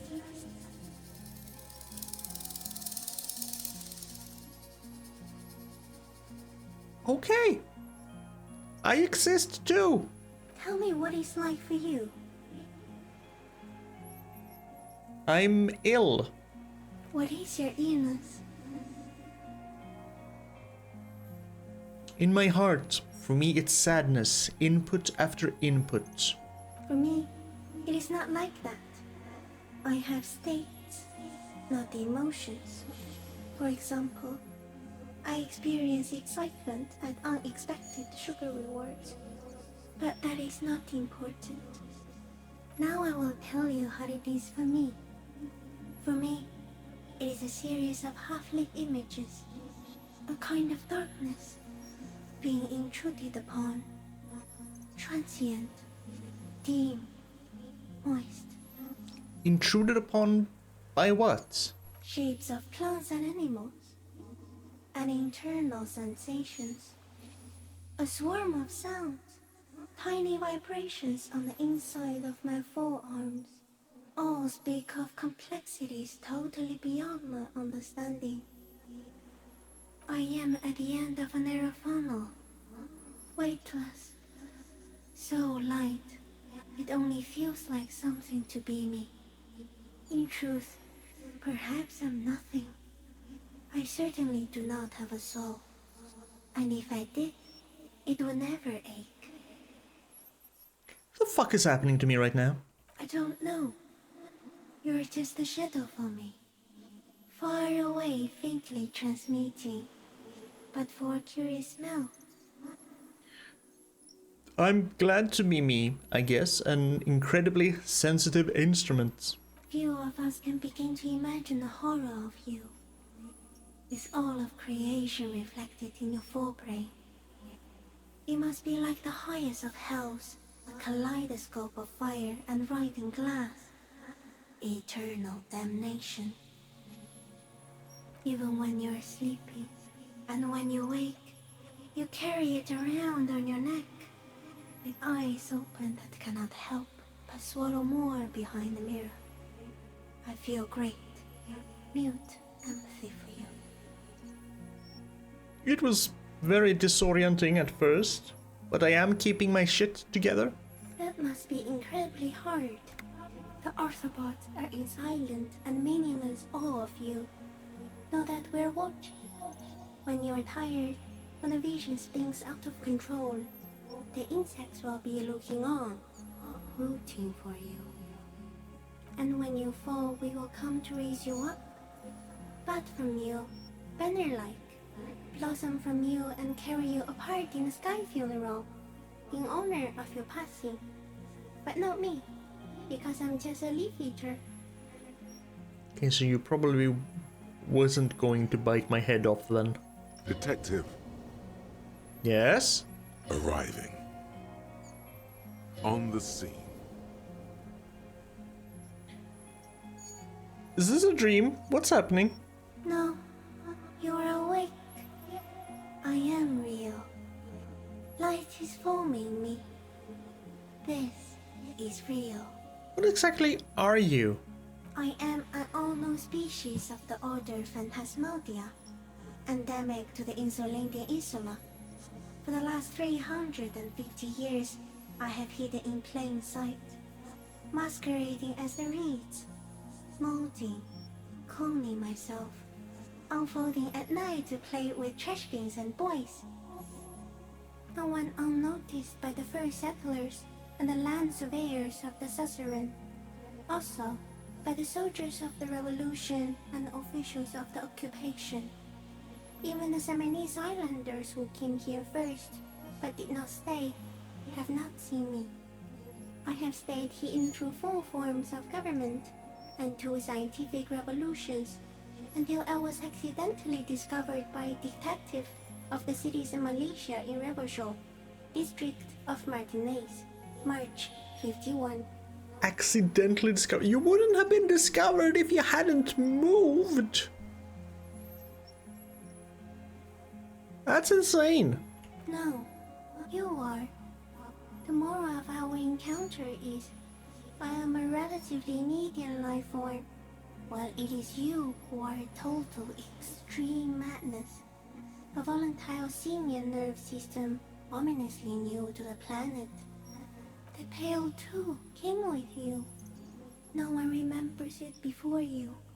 The Nidarians do not. The radially symmetrics do not. There is an almost unanimous agreement between the birds and the plants that you are going to destroy us all. Wait, the Pale is human-made? It is a nervous shadow cast into the world by you, eating away at reality. A great, unnatural territory. Its advent coincides with the arrival of the human mind. I don't have that kind of power. You're a violent and irrepressible miracle. The vacuum of cosmos and the stars burning in it are afraid of you. Give me enough time, you will wipe us all out and replace us with nothing. Just by accident. How? We suspect it will be something like the oxygen holocaust that wiped out anaerobic life 2.6 billion years ago, when organisms first started breathing. Only much worse. Instead of air, you exhale thoughts. There are no trees that eat thoughts. Where's how?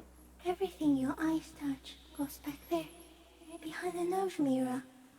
What if you blink? Are we still here? Please don't blink. What if he misplaces us all one day, or just forget? I will be extra careful not to blink, stick insect. Don't worry. Also, I fear the weeping angel, so I'm not gonna blink. Please be. Or one day, one of you will close your eyes and sigh, and open them to see that none of this ever existed. Kim, am I having a violent epileptic seizure? It doesn't look like that, no. So what does it look like? You're just staring at it. Then I think I'm having a vision about the final fate of mankind. Okay. Is it somehow related to the case? No, I told you what it's about. It's about our fate. I think you should back away from the unstudied species now. I'm a detective. So am I. I was born to detect sucrose rewards and semiochemicals. What were you born to detect? The killer. He's in a bad state, deteriorating fast now. He thinks I am beneficial to him, but I am not. I only quicken his deterioration. You're destroying him? Very slowly, and only because he won't go away. It is meant to keep them from noticing me, to interfere with the pictures in their heads. But he has looked at me for too long, and I am destroying him. So where does this come from? All of this, around us, the world. Not even the birds know that. Not even the water lily. Then all we can do is beat our fists against it, day after day, no answer. You can also eat it. If it's a leaf, you can put it in your mouth. Yum yum. Or read. Yum yum. Wait, so So you look like a reed, and you eat reeds. Yes, they don't mind. Have you accidentally eaten another reed phasmid? Yes, I once cloned myself and ate the little ones. It was winter, and I woke up at the wrong time. It was an accident. Alright, I have to say goodbye now. I have no more thoughts. That's all. No, there is one more.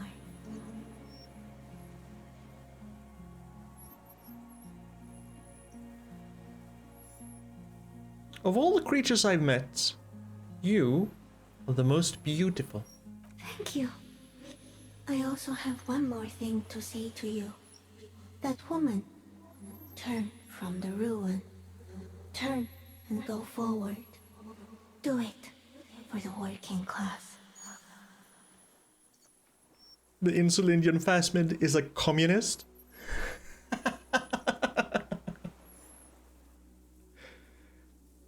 I will. She was middle class. It doesn't take a 3 meters dick insect to tell you that. Yeah, I think this was all inside Harry's head. Disengage.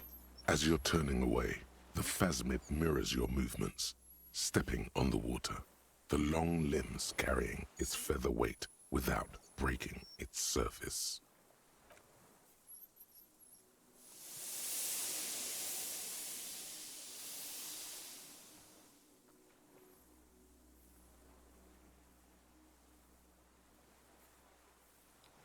Okay. And just like that, it's gone, skating away across the sea's calm mirror like a skipping stone, leaving nothing but circles on the water. And something under it, in the place it stood, bobbing there, among the reeds, a collection of items. It's gone. The lieutenant looks north, with his hand raised to his brow.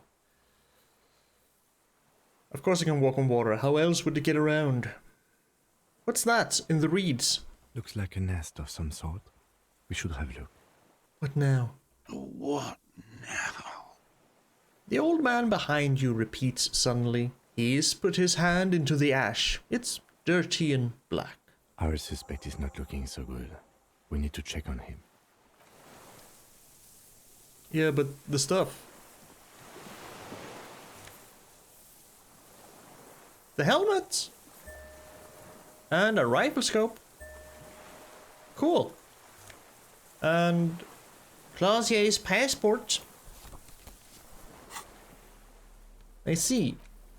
A common 30mm sniper scope attachable to almost any bolt-action 4.46 caliber. It uses an older style non-dotted range-finding reticle. Seaweed is still stuck on the lens, and it suffered water damage from its time in the phasmid's dowry.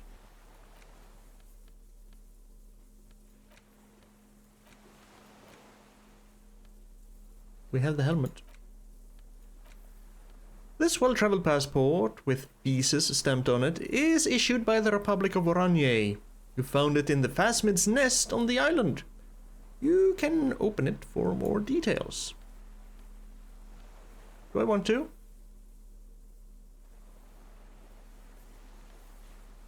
Well, this has gone on long enough. Should I just go on? Because it kind of feels like there's not that much left to do. Because we have the murderer. Let's go on. Let's see how much is left. What is it? What do you want from me? I can't go. Something is very wrong with him now. Sir, how could you not see the phasmid? See.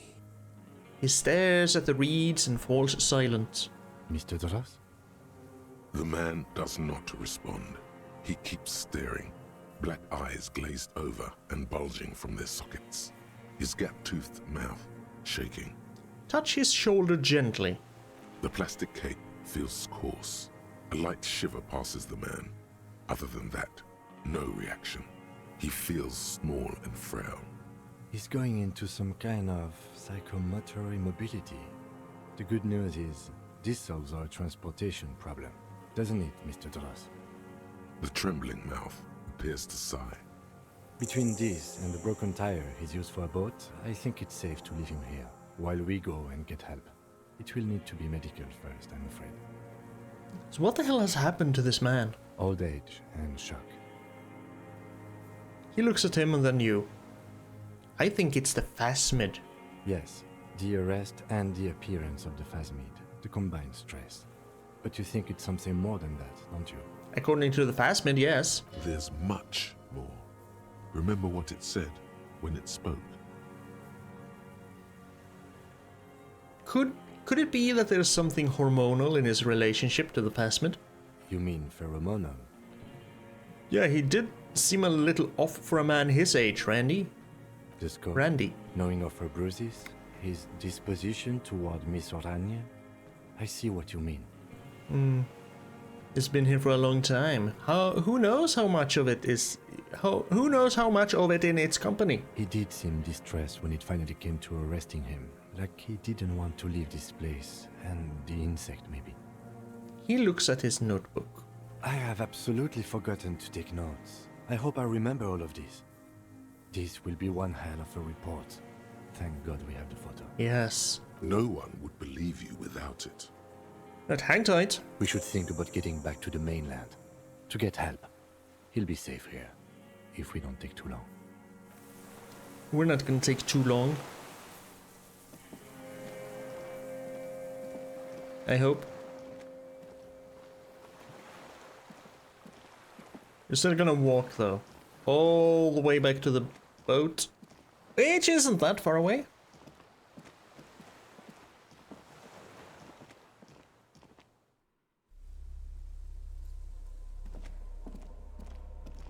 Just keep walking. Actually, I think we can run a little bit. At least through this area. We probably should have taken him in and put him on the bed, to be honest. Now that the generator is up and running for a day, it's bound to be warm and nice and warm inside.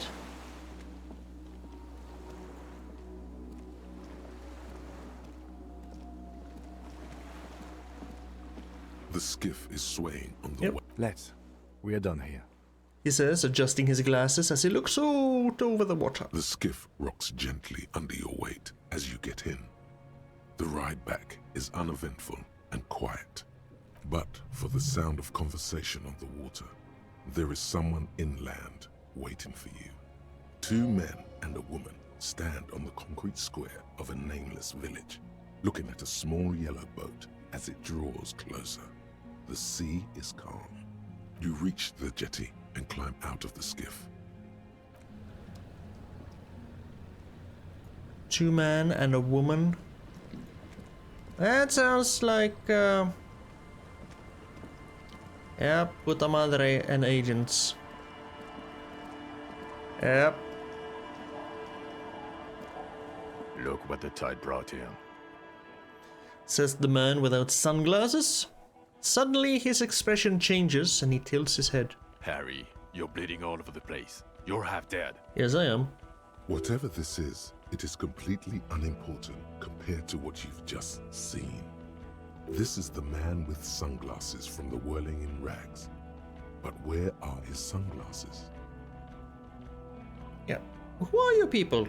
Hello, I'm Trent Heidelstein. I believe we've met on several occasions. Yes, I remember you. You were at the Feld mural with your son. I'm your goddamn partner, Jean-Vic Comar, and this is your special task force. Or what's left of it. Special Consultant Trent Heidelstam, Battle Officer Judith Minot. Hi. We've come to scrape what's left of you off the pavement. Lieutenant Kim Kitsuragi, Prison 57. We've just come from the island, where our investigation led us. We might need your help with something later. He adds, suddenly regaining his confidence. As if he recalled that he's in fact a decorated police lieutenant and not a naughty boy. But this is clearly a departmental matter, so I'm going to leave you to discuss it among yourselves.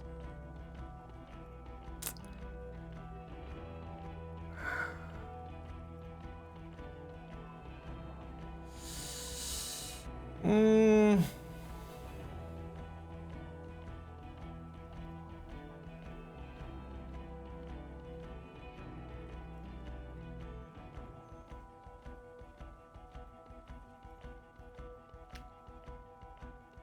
Should I? Or should I try and convince Kim to stay?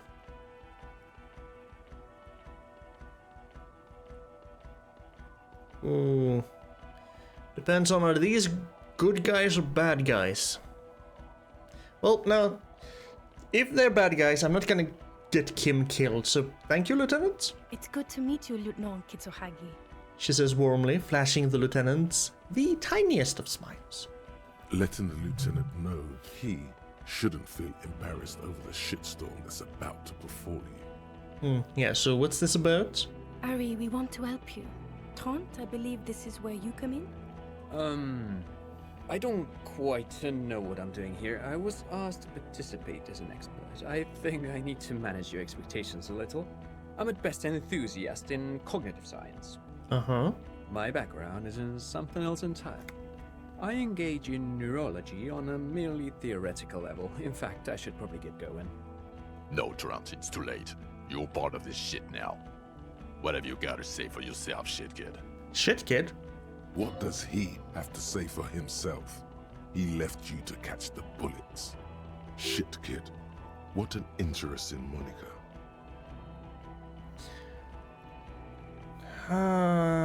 Yeah, you... Where have you been all this time? There was a mercenary tribunal. God damn it, Harry. He shifts his weight, crosses his arms, and looks you in the eye. You told us to fuck off.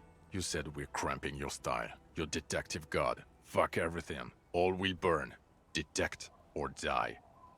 Wait, so you let me face a squad of trained killers alone just to teach me a lesson? It wasn't like that. It sure as hell sounds like it was like that. Fuck you, Harry. We didn't know there was gonna be a tribunal, did we?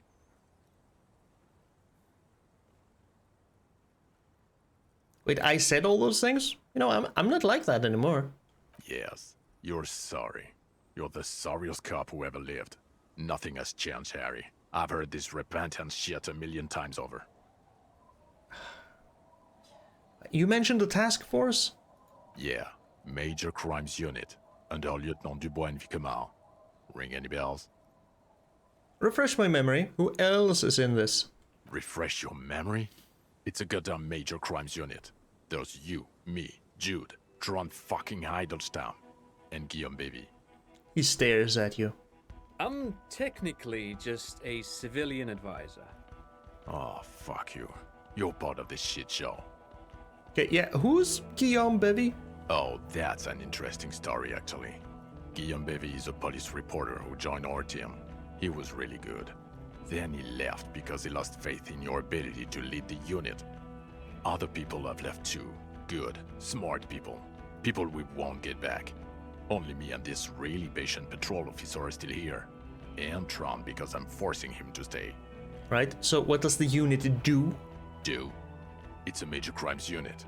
We clear the desk of cases so Precinct 41 doesn't look like the worst station in town. We are shit tier now, Harry. Because of you. The 41st isn't... He trails off, not wishing to finish this sentence. So how did you know I was here? The cafeteria manager you fucked over told us where you went. I saved his establishment and still he betrays me! Strange. He didn't mention that. In fact, the establishment didn't look saved at all. There was a giant aerograffito in front of the building. Mixed with blood. Yeah, it was this one junior delinquent, part of the Skull's, name of Cindy. I don't know. It had shit kid written all over it. What's a shit kid? You. Shit kid, that's you. Maybe you've deserved it.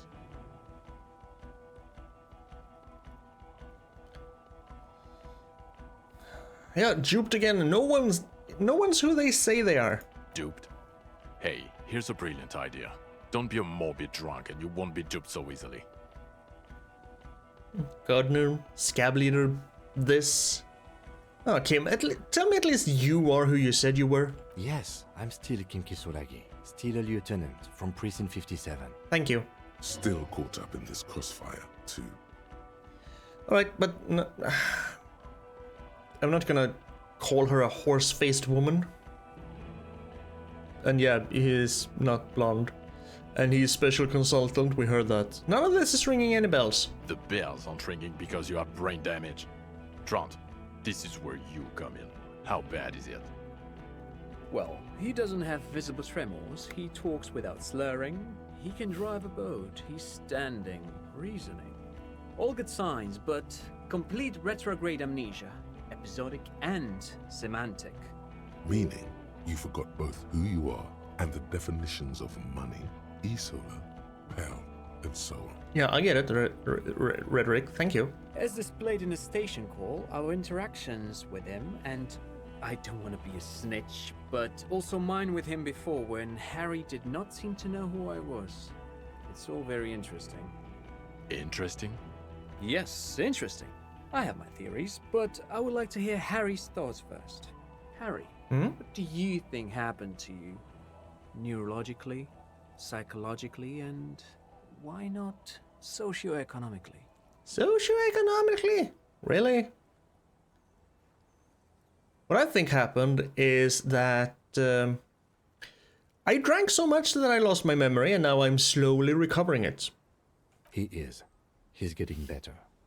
And I can confirm that he drank a lot of alcohol prior to it happening. I believe he drank. People do that, especially this one. What they don't do is forget their whole life because of drinking. I mean, it can probably happen, maybe. I don't know. But Detective Vigmer, he has blanked out before. I have? Yes, a couple of times. After some of the more serious benders. One was after the two drunks case, the other when we looked into that mural. The two cases in your ledger, the unsolvable case and the Next World mural, those were recent. Those cases were hard on you. Interesting. So at first he dipped his toes into it, prepared. That's where he would have gotten the idea, yes. Practice. And then he used alcohol to get there, so to speak. I practiced getting drunk? What do you mean? Well, here's my theory. What if this is an absolutely normal reaction to the world we're living in?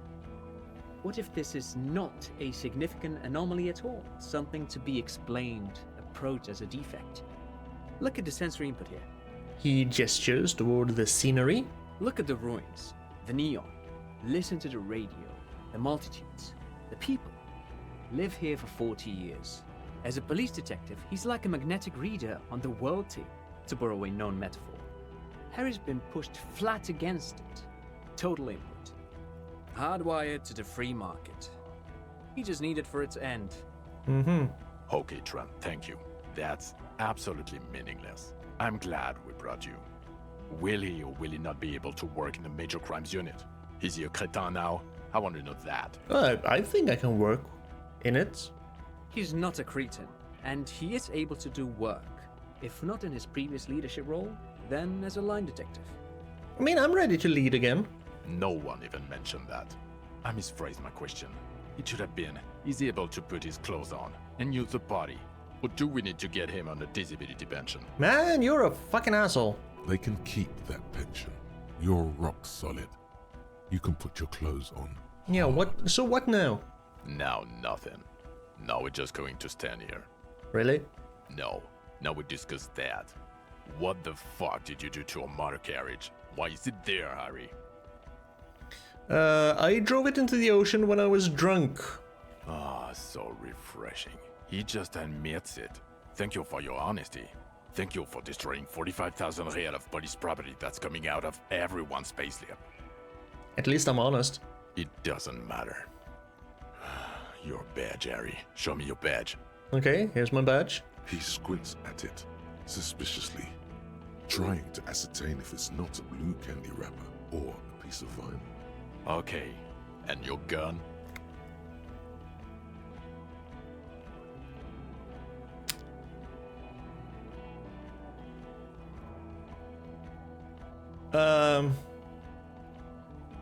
This is not gonna go well.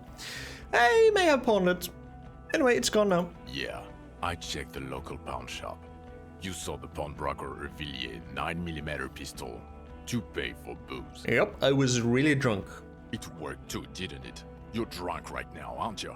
You fucking bomb, I can smell it all the way over here. I'm not drunk. I haven't started drinking again. So you forgot to drink? I don't buy it. Why do you smell like a corpse then? Because I was shot at and I probably haven't been taking a shower for a few days. He's wounded. It's been a long week, and he's handled an actual corpse. Yep. It's been a bit of a week. I'm sorry I smell bad. A bit of a week? You're drunk, and you No. let a suspect escape, a certain Clasier, because you were too drunk to assess a flight risk. I am not drunk, you fucking douchebaggish asshole ass licker. We've read the report, Sari. Lieutenant Kitsuhagi's. We know. Yeah, she escaped, but I'm not drunk.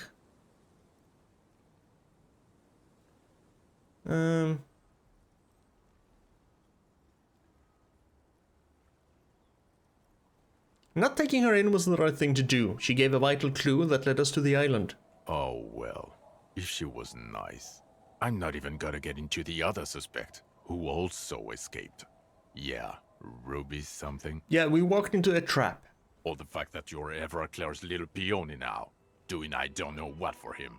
That's small-time stuff. That's nothing. That's a humorous anecdote. I picked up things, I didn't do any of them though. Compared to the 7 people who were gunned down, the streets are literally red with blood, Harry. It was fucking mass murder. And I didn't kill any of them. I tried to stop it, actually. He did everything he could. We did everything we could. The company hired and vetted mercenaries. Lieutenant Dubois got between them and the locals. Thank you, Kim. He did so at considerable risk to his own life. He was shot, not once, but twice. We stopped an execution, not a negotiation. The loss of life was minimal compared to what it could have been.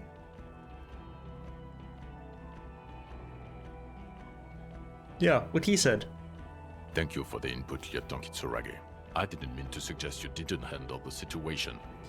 He brushes a stray strand of hair out of his eyes and coughs. He thinks of apologizing, but decides against it. Yeah, because he's not a sorry cop. You've spent the week with him on this case. What is your take? On the case? On Lieutenant Geoffrey Dubois. Well, the drinking, the gun losing, also losing the badge. That's all true. Although he has not been drinking on the job this week. See? Not drunk. See? 1 week. Yeah, we can stretch that out to a lot of weeks. I'm getting better, okay? Then there's the self-flagellation issue. He likes to apologize, profusely, making it sound like he's guilty of at least first-degree murder. It's not a good communication strategy for an officer.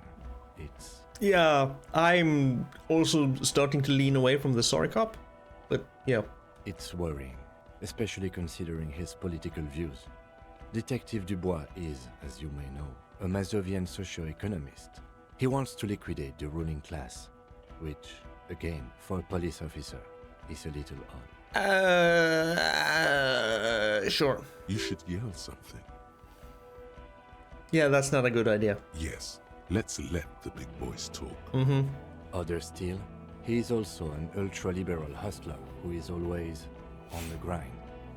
How he reconciles these 2 points of view, I do not know. But he is vocal about both of them.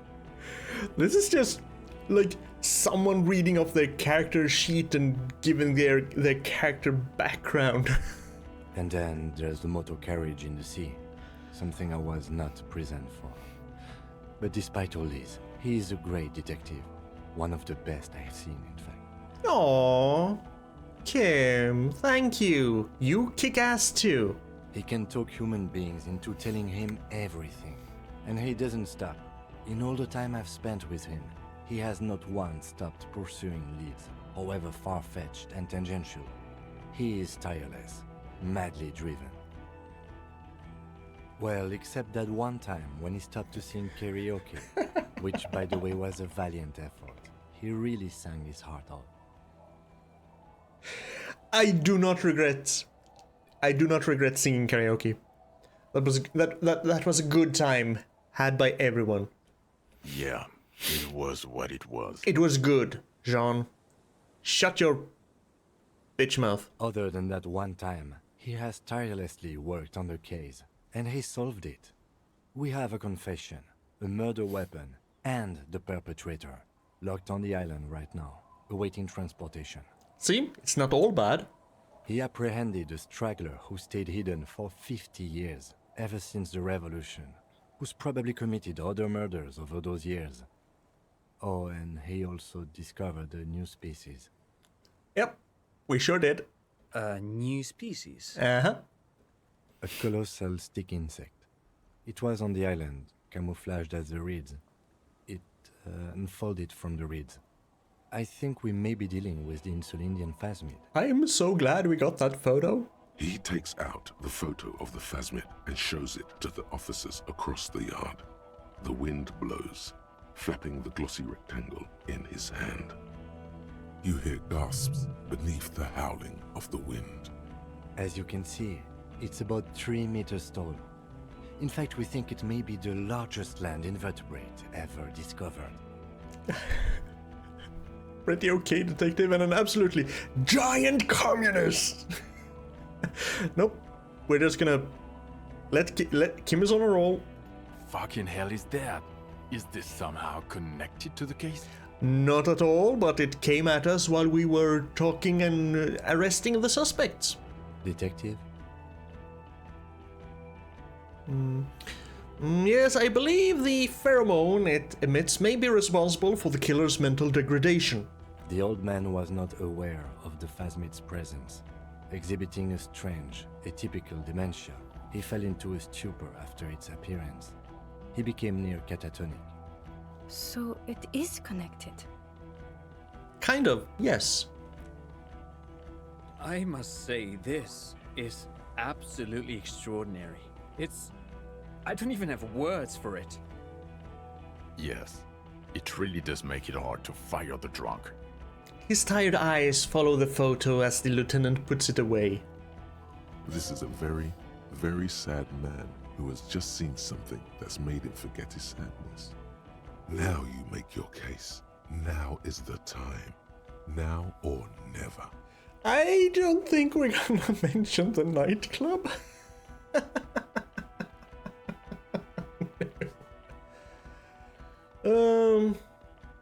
There was also a dead man on the boardwalk, a missing person I found. Yes, fallen through a gap in a boardwalk. Drunk.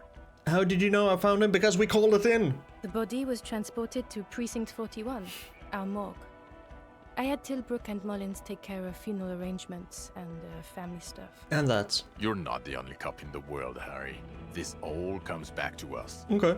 Still, good work with the missing person, detective. Thank you. It's still a point for you. No denying it. The killer, Lilianovich Dross. We have a strong motive for him. Lilianovich.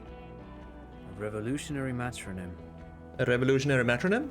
The custom started in Grad, where they have patronyms. Prasovich, Lasovich, etc.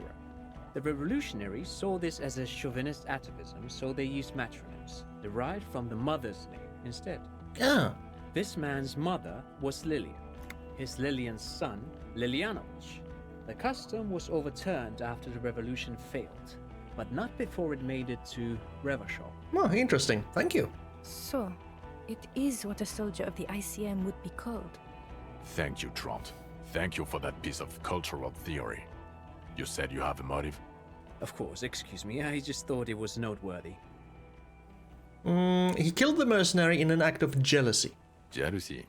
I thought this Lilianovich was an old man. To have been hiding for 50 years. Like 70-something? Yeah, but 60/70-year-old people still kinda fucking marry 20-year-olds and have kids, so they can still be jealous. A strange psychosexual fixation, aggravated possibly by proximity to the phasmid and its chemicals. He himself gave a political reason, said he had killed an enemy combatant. And that? Also, we have a sniper's nest with full view of the room in which the mercenary died, right on the island, and 2 officers on the scene that Mr. Dross confessed to. It's a clean win. Oh, it's way more than that.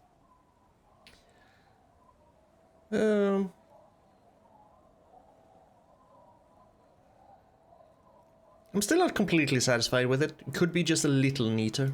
Get over yourself. You're not a perfectionist. You're a cop and you did a good job, with a lot of help from Lieutenant Kitsuragi. Fuck you, I am a perfectionist. I'm trying to get away from being a perfectionist, but I am a perfectionist. To my detriment. And none of this can hide the smell of booze on the wind. Again, I haven't been drinking, you... God damn it. Doesn't it ever leave? It is there. Like in your bones or something. Yeah, but we still haven't been drinking. It will pass. In time. Yep, I also looked into the mystery of the doomed commercial area. I don't know what a doomed commercial area is. Rue de Saint-Ghislain 10, a commercial building where all businesses go bankrupt. I kinda looked into it. Why? That's not what you were supposed to do here. No, I wasn't supposed to find the missing man or dead man either, but I did. There was a freight we needed and a possible witness. He was just chasing a lead and ended up advising a local shopkeeper. It was okay. Yep. Of course. Call it community outreach, right? Mm-hmm. Dodged the bullet there. For a moment it seemed like you were just wasting time. Also starting a nightclub in the church. What was that? It sounded like you set up a nightclub in the church. Sorry. Oh, sorry. Is there a third coming? No. Yes, and I discovered a hitherto unexplored anthropometical phenomenon in there too. A 2mm hole in the world. That's great. Anthroponaut is a great new career for you. After police officer. I don't care. Go live in the Pale. I mean, I think it's pretty important to know that there's a piece of the Pale here that's probably going to expand in the future. 4 kids were living in a tent on the ice. They were going to drown when it melted. It's not optimal, but the building was abandoned, so he put them in there. It's okay. Thank you for spinning it that way, Kim. It's not that okay. Get off this subject now. So, what do you say? You want to take this hot shit back? I don't want to, but you discovered a new species and solved the murder. And solve the doomed commercial district and start the nightclub. So I have to, Jude. Anything that ends the trial is okay with me. Trial? Agreed. The public relations potential of this is too valuable to let go. Okay. We have vehicles in the square, and the perpetrator needs to be taken into custody. Let's go. Now you will finally get to know who you are. Wait, I have a few questions before we go about who I am. The man looks westward, impatiently, jingling his car keys in his pocket. Okay, I gotta know, am I a dirty cop working for La Puta Madre? No. No, because a suspect seemed to think... You're too unstable to work for a mob boss. You're suicidal, Harry. No mob boss would take you. Oh, that's actually a relief. Oh, that's a big relief. Not gonna lie, that's... Why do we keep saying not gonna lie, or I'm gonna be honest? That is... I need to get rid of those sayings. I assure you, I wouldn't consult for a corrupt unit. Thank you. He would immediately backpedal out of it. I told you it's not that bad. Yeah, the Phasmid. I need to tell Lena about this ASAP. Who is Lena? She lives at 1113 Tabernacle Road in Jamrock. Remember? She's a cryptozoologist. She lives in Jamrock on Tabernacle Road. She told me about this Phasmid. Tabernacle? It's on the way over. Near where you live on Perdition. She looks at Vicmer. Fine, if we're gonna drop you off anyway. Yes. Lena needs to know. She and her husband were conducting the search for the Phasmid. It's their discovery, in part. They should know as soon as possible. It would do you good to deliver some positive news for a change. Mm-hmm. She is going to be over the moon. Mm-hmm. Watch out, or she'll faint. I think this is more important.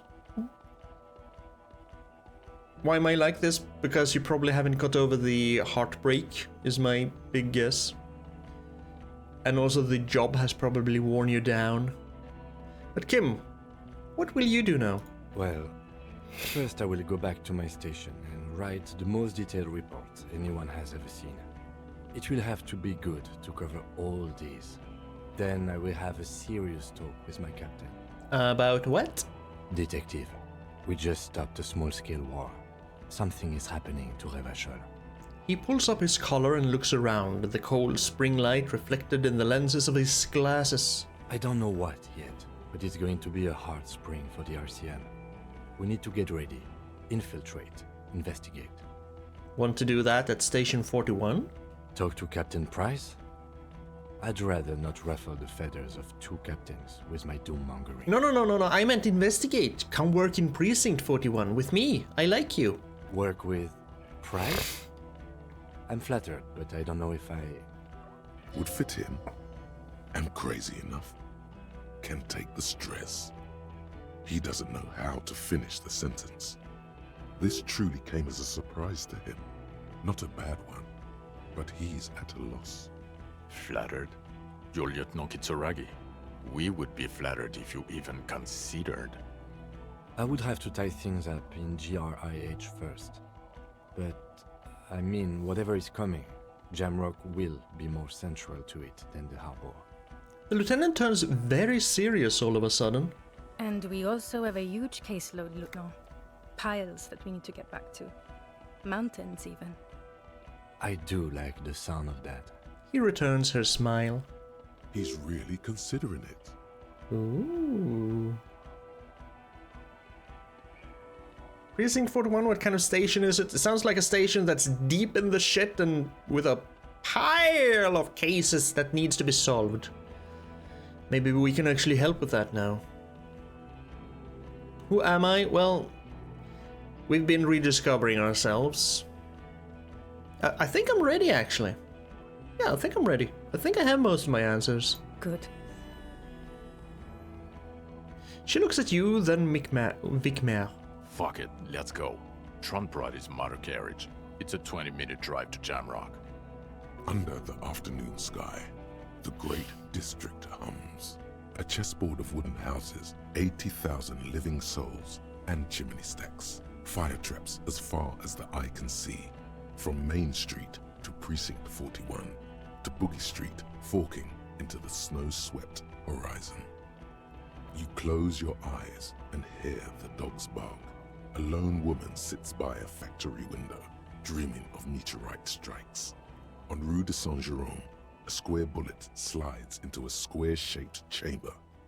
In Old South, a man without eyelids smiles. Spring has come. It's time. Dawson? Yes. McLean? Yes. Heidelstein? No. Vicmer? Yes. Dubois? Of course. Really? Nick Gottlieb looks up from the list. I hear he's unstable. You say that like it's a bad thing. Captain Potomny Price gestures with a ballpoint pen.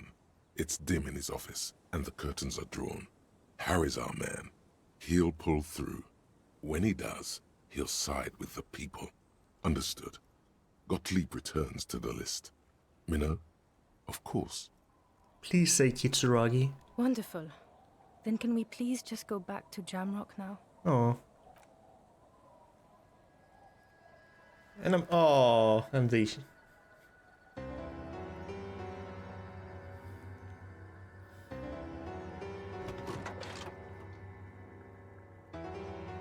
Well, he does have his own car. Back at the Whirling.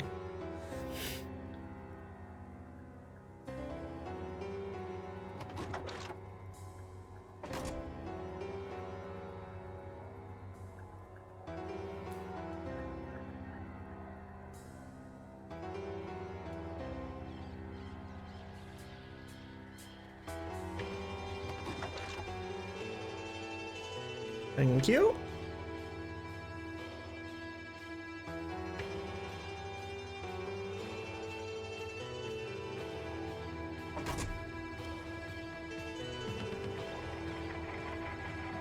That was satisfying.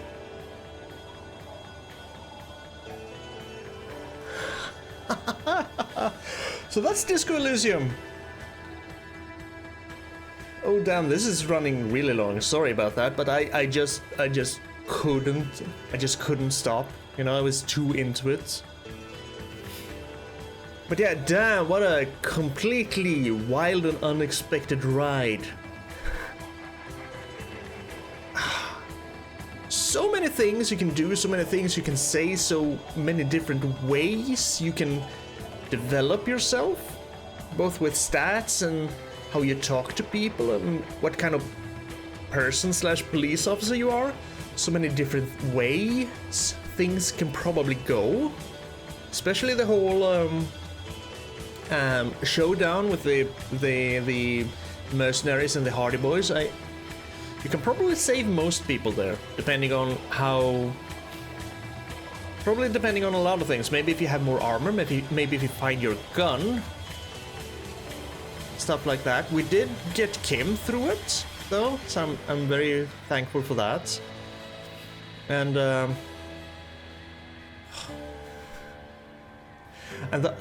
this whole last part, where we basically go through everything we've done, and like I said, felt like someone was taking a character sheet and reading off of it, getting the character backgrounds and everything, what they have done, what they intend to do, how they've handled themselves. That's kind of a nice lore friendly, I guess. A very in-game way of actually telling you how you have played the game. That's kind of cool. And also, the end kind of does set up for a sequel. I don't know if there's ever gonna be a sequel, because I think there's been a lot of weird stuff with the company. But damn, yeah, this figure. This has been a lot of talky. It's just talky game. And his name was actually Drosh. Okay. Like I said, extremely wild and unexpected ride. But also everything in between. It's been just parts heartwarming, parts weird, parts slightly scary, parts astonishment, parts beautiful, parts terrifying. I still can't get over the whole pale thing. This is one of the better games I've ever played, gotta say. Definitely. For sure. What more could I want? A sequel. The whole Revachol is about to explode. I want to know more about the Pale. Yeah. Anyway, that's Disco Elysium for you. Damn good game. Something every RPG fan or fans of very atmospheric, very in-depth lore and just chatting games with a lot of choices, where it's definitely up to you what happens. Everyone who likes those kind of games should definitely play this. You know, yes, that's Disco Elysium. Thank you very much for watching. I appreciate it. Well, I'm still. You take care of yourself. Be kind, and I'll see you next time. Bye bye.